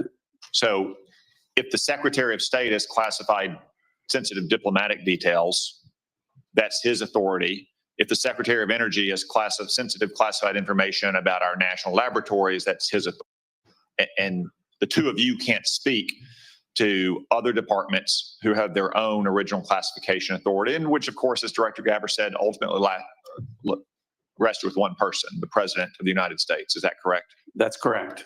Okay. I just wanted to clarify that. It looks like the Vice Chairman wants to weigh in as well. Just very briefly. I mean, I think it strains the audience and the watching public's credibility if we're talking about timing, packages, that somehow this would be okay to put out, or just frankly, senior American officials trashing Europe.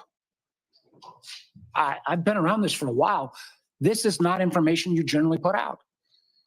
And the notion there's not even acknowledgement of, hey, gosh, we screwed up is stunning to me. And the idea somehow, well, none of this was classified, but we can't talk about it here. You can't have it both ways. I think the witness's point is that they can't speak for every official in the government who has original classification authority. Chairman, I don't, that's not what I'm not trying to litigate that. I'm trying to litigate on the face unless, as Senator Bennett said, this reporter is somehow making this all up. And I think the White You see, this is all wrong, you know? Look, this is all wrong. You know, the senators, it doesn't matter which party you are, you should be working in tandem, hand in hand. Tom Conning has no place in defending the witnesses. That is why they call it hearing, so that they can defend themselves. You cannot be answering questions for them. You cannot be their lawyers. You cannot be the one who actually stand for them. You are supposed to be questioning them. This is all wrong. I mean, when senators behave like this, you are just giving these government officials a free hand to do whatever. And that is dangerous for everybody, even for themselves. And literally, Tom Cotton here is just making himself an advocate of this government, of these witnesses. It's unbelievable. And it shouldn't happen. White House has acknowledged that the text chain that he submitted was authentic. It strains my mind to think, it strains my mind if the shoe had been on the other foot, what my colleagues would be saying about this. And again, we're going to get to the bottom of it. I appreciate your comments, but you guys have both testified under law. There's nothing classified in that information. And there's nothing, in a sense, I've not heard either one of you say, gosh, we screwed up. So we'll find out. This is too important to our national security. And again, I know we've got more members to close. They testified, is my understanding, correct me if I'm wrong, that there's no intelligence community classified information. Is that correct? That's correct. Ratcliffe, is that correct, Director Gabbard? Yes, Chairman. Well, again, That's not correct. She said repeatedly there's nothing classified. right, period. You can't have it both. And again, we'll see. I cannot believe this is not going to come out. And if it's not classified, again, we'd ask you to give it to the public today. I'm sure one of your aides back there probably got it on paper. If you We have it. OGM News have it right now. And basically, the Atlantic Reporter is releasing it bit by bit. There is a document circulating online right now. A clear war planning of the United States military. Seriously, this is not about partisan. This shouldn't be about anyone's group, anyone's ideology, anyone's party. It's about this country. And Tom Cotton, sit down right there. He's defending these witnesses who actually made these huge mistake, putting every human being in this country in danger. It shouldn't be about partisan. It should be about this country. And I'm telling you, look, from my personal experience, seeing Senate or House of Representatives behaving like this, sucking up to the administration, sucking up to the executive, merely actually advocating for them every chance they get, be scared to say anything in public, the only thing you're going to get is a very, very corrupt administration. I mean, why will he blame the president? I'm not going to blame him, because even if you give a madman on the street, a crazy person on the street, if you give them a weapon, they will use it. If you give a dog a power, each will use it. So why wouldn't he be abusive? Why wouldn't he abuse the power if you actually let down your guard to be a check on him? If you got it here, it's not classified, stand by your position. Or is this just one more example of a careless approach to how we keep our secrets in this administration? With apologies to Senator Moran. Thank you, Mr. Chairman, and thank you to our witnesses for being here. I want to explore a little bit about Ukraine, and I'll direct this to Director Ratcliffe or Director Cruz. The ATA assesses that, quote, the grinding war of attrition in Ukraine, quote, will lead to a gradual but steady erosion of Kyiv's positions on the battlefield. Are Ukrainian forces at any significant risk of collapse this year?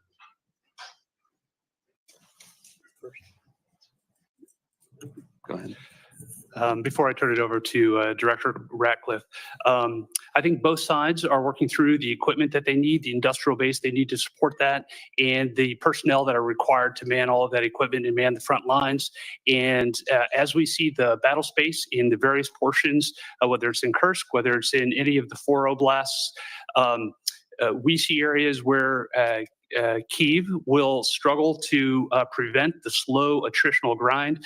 We do not see an imminent collapse in any of the line of control battle spaces at this point. And then vice versa. That answers my question unless you want to add something, Director. Whatever advantages in manpower and material they have, can Russia maintain its operational tempo without significant changes to how it's conducting the war? I think our assessment from a military perspective is that Russia has the ability to sustain its campaign longer than Kyiv would. Now, when that timeline hits, we do not have an assessment of, but I believe that if this were to go on for more than the remainder of this year, both sides would have a significant challenge maintaining their defense industrial base as well as their operational ops tempo. Longer than this year? That is correct, and they will each have difficulty at various points throughout the spring, summer, and fall as well. Thank you. Director Ratcliffe, ATA says continuing the Russia-Ukraine war perpetuates strategic risks to the United States of unintended escalation to large-scale war and heightened insecurity among NATO allies. What are the strategic risks to the United States if Russia were to achieve its maximalist objectives via peace agreement? Achieve via peace agreement? Yes. Well, I think that clearly the negotiations that are going on reflect that President Trump is seeking a cessation of the war on terms that will end the war permanently. From an intelligence community standpoint, and specifically with regard to CIA assets, we've taken steps to support that, the president's goal of an enduring peace. To General Cruz's comments, I agree with his assessment and generally the public assessment that Russia has the battlefield advantage, is grinding forward slowly. I want to comment on that, however, to say that with regard to the Ukrainian resistance, the Ukrainian people and the Ukrainian military have been underestimated for a period of several years now. And ultimately, I'm convinced from my reflections in observing from an intelligence standpoint that they will fight with their bare hands if they have to, if they don't have terms that are acceptable to an enduring peace. Obviously, to the point of maximalist goals, President Trump has communicated that he is aware of the dangers of that, of Russia getting what they want. And I think that the peace talks that are taking place would reflect, if successful, and they are making progress, that both sides would not get everything that they want and no one's maximalist goals would be achieved. Thank you both. In the short time I have, I'm going to skip a question and ask that I intended to ask, but ask the director of the FBI. Director, I chair the subcommittee that appropriates money for the Department of Justice, including the FBI. It has been our practice that the FBI director, as well as the Attorney General, appear before our committee each year. And I want to make certain that you do not foresee any challenges that I will have in your presence when you come to speak when we invite you to come speak about your budget. I think when we visited in the office, you made yourself often available, pleased to talk to Congress.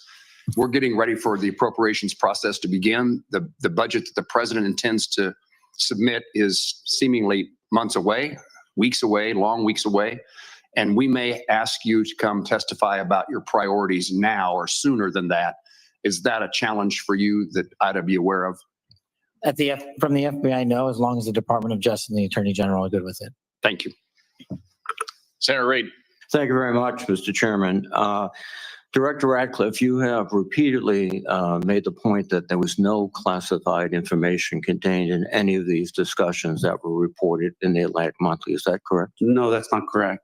So, Senator, what I've related is that any information that was related from my perspective or that I observed from the intelligence perspective was not classified information.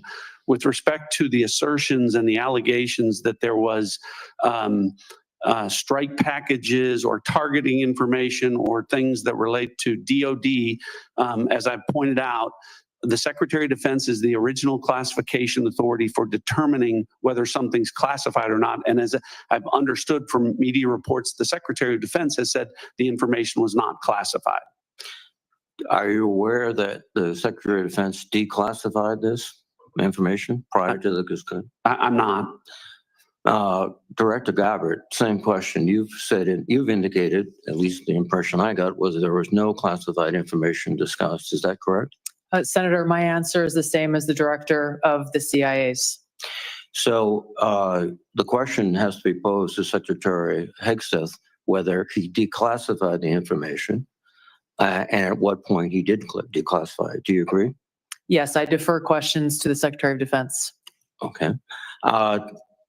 Director Patel, are you conducting an investigation of these discussions and activities? Thank you, Senator. As I informed the vice chairman on the same question, I found out about this late last night, early this morning, so I don't have an update for you on that. Well, thank you. When you get an update, we'd appreciate it very much. Yes, sir. Director Gabbard, were you overseas during any parts of these discussions? Yes, Senator, I was. Were you using your private phone or a public phone for the signal discussions? I won't speak to this because it's under review by the National Security Council. Once that review is complete, I'm sure we'll share the results with the committee. What is under review? It's a very simple question. Are you your private phone or an officially issued phone? What could be under review?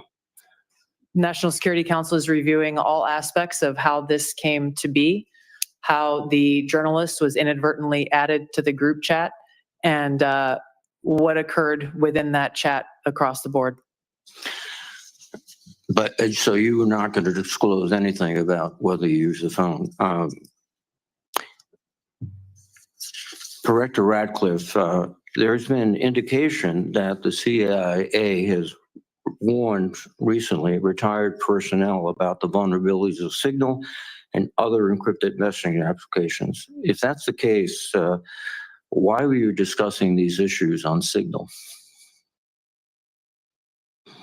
Senator, signal use, as I've said repeatedly, is permissible for work purposes. I've never said that end-to-end encryption apps like Signal are a substitute for classified systems. And I was not discussing classified information in this setting. But as you've indicated previously, perhaps the Secretary of Defense was discussing classified information and only he can be held accountable in terms of whether it was classified or declassified at the point when he spoke. Is that accurate? Well, I didn't say it that way. I said the Secretary of Defense is the original classification authority. And my understanding is that his comments are that any information that he shared was not classified. But you have no way to verify that? I don't.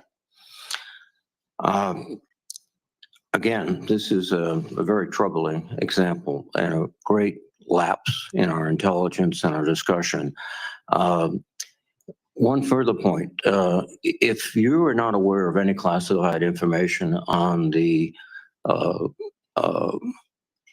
discussions back and forth, would it be appropriate for the author to release the entire text of what he heard or transcribed?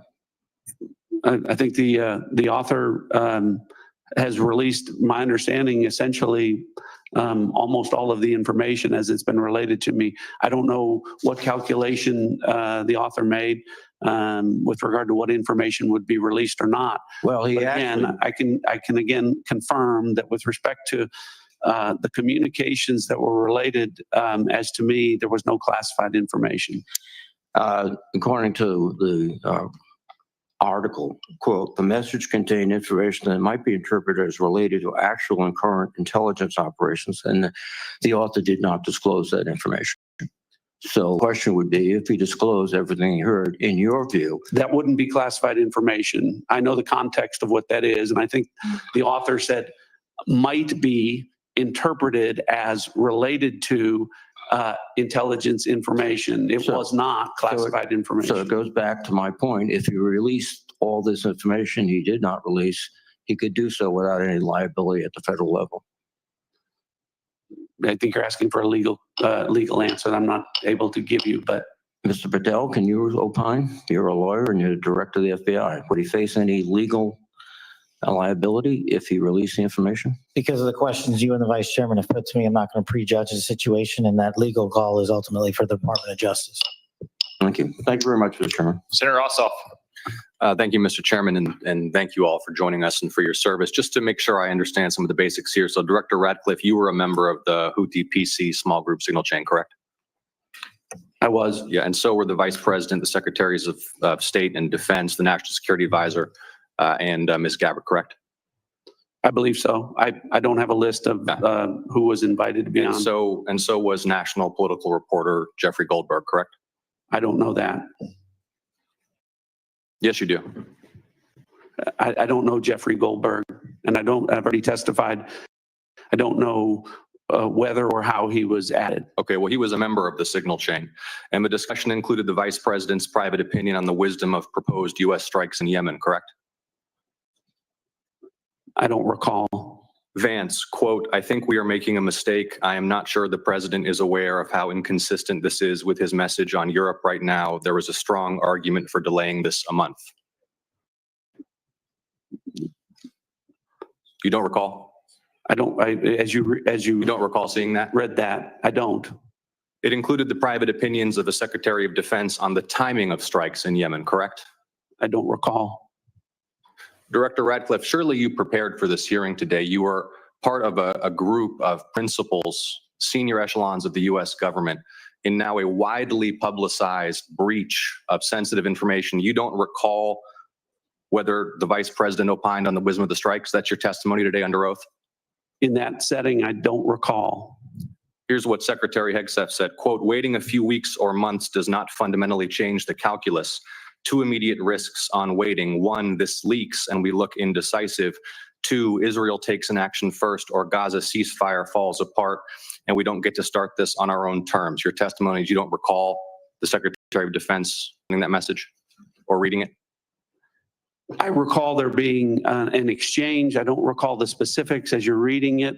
Well, let's put it this way, Director Radcliffe, a discussion by senior U.S. officials on the timing and risks of a proposed military campaign and disagreements between the president and the vice president about U.S. plans and intentions would be of obvious interest to foreign intelligence services, would it not? Yes. And they were discussing the timing of sending U.S. air crews into enemy airspace where they faced an air defense threat, correct? I'm going to, Senator, defer to the other principles that you're referring to about what the meaning and the context of They're what they talking were about the auditing. timing of U.S. airstrikes, correct? Yes. Yes, and therefore the timing of sending U.S. air crews into hostile airspace, correct? Yes. And therefore the time period during which enemy air defenses could target U.S. air crews flying in enemy airspace, correct? I don't know that. You do know that. Let me ask this question, General Hawk. You lead America's signals intelligence collection. Would the private deliberation of foreign senior officials about the wisdom and timing of potential military action be a collection priority for you and the U.S. intelligence community? Senator, it's our job to do indications and warning for both the plans and intentions of adversary leaders and for military commanders. And would not information about the timing of airstrikes allow a military to pre-position or cue air defense systems to shoot down enemy aircraft?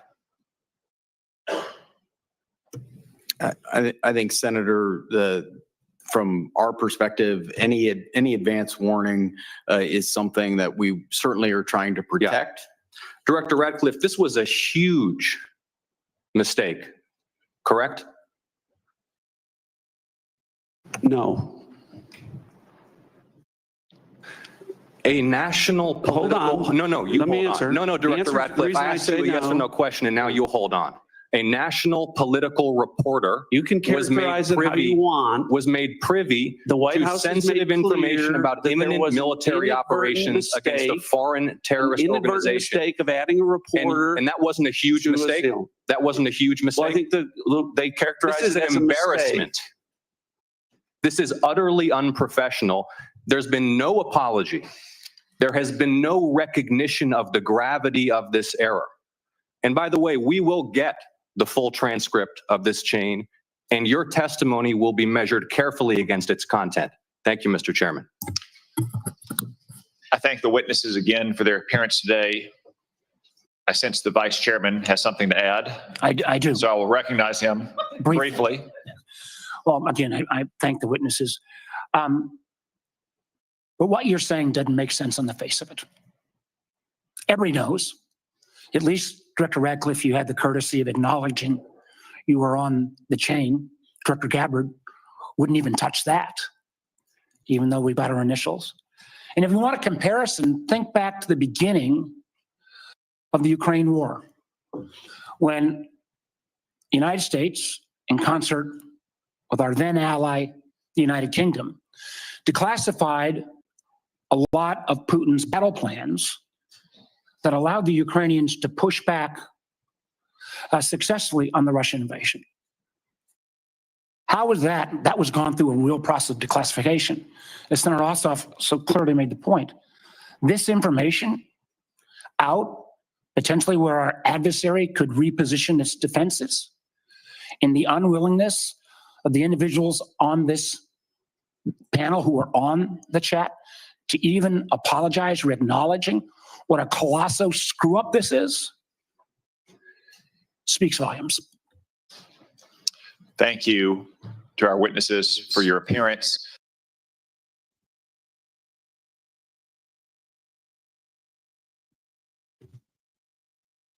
All right, that's it. That's it. I mean, how does this help this country? I mean, how is this colossal mistake protecting this country? I don't understand.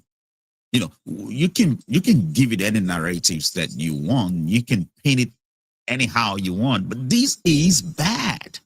This is really, really bad. There's no other way to look at it. Because I can imagine now how much documents, how much information, how much top secrets Russia has laid their hands on about this country. About this country.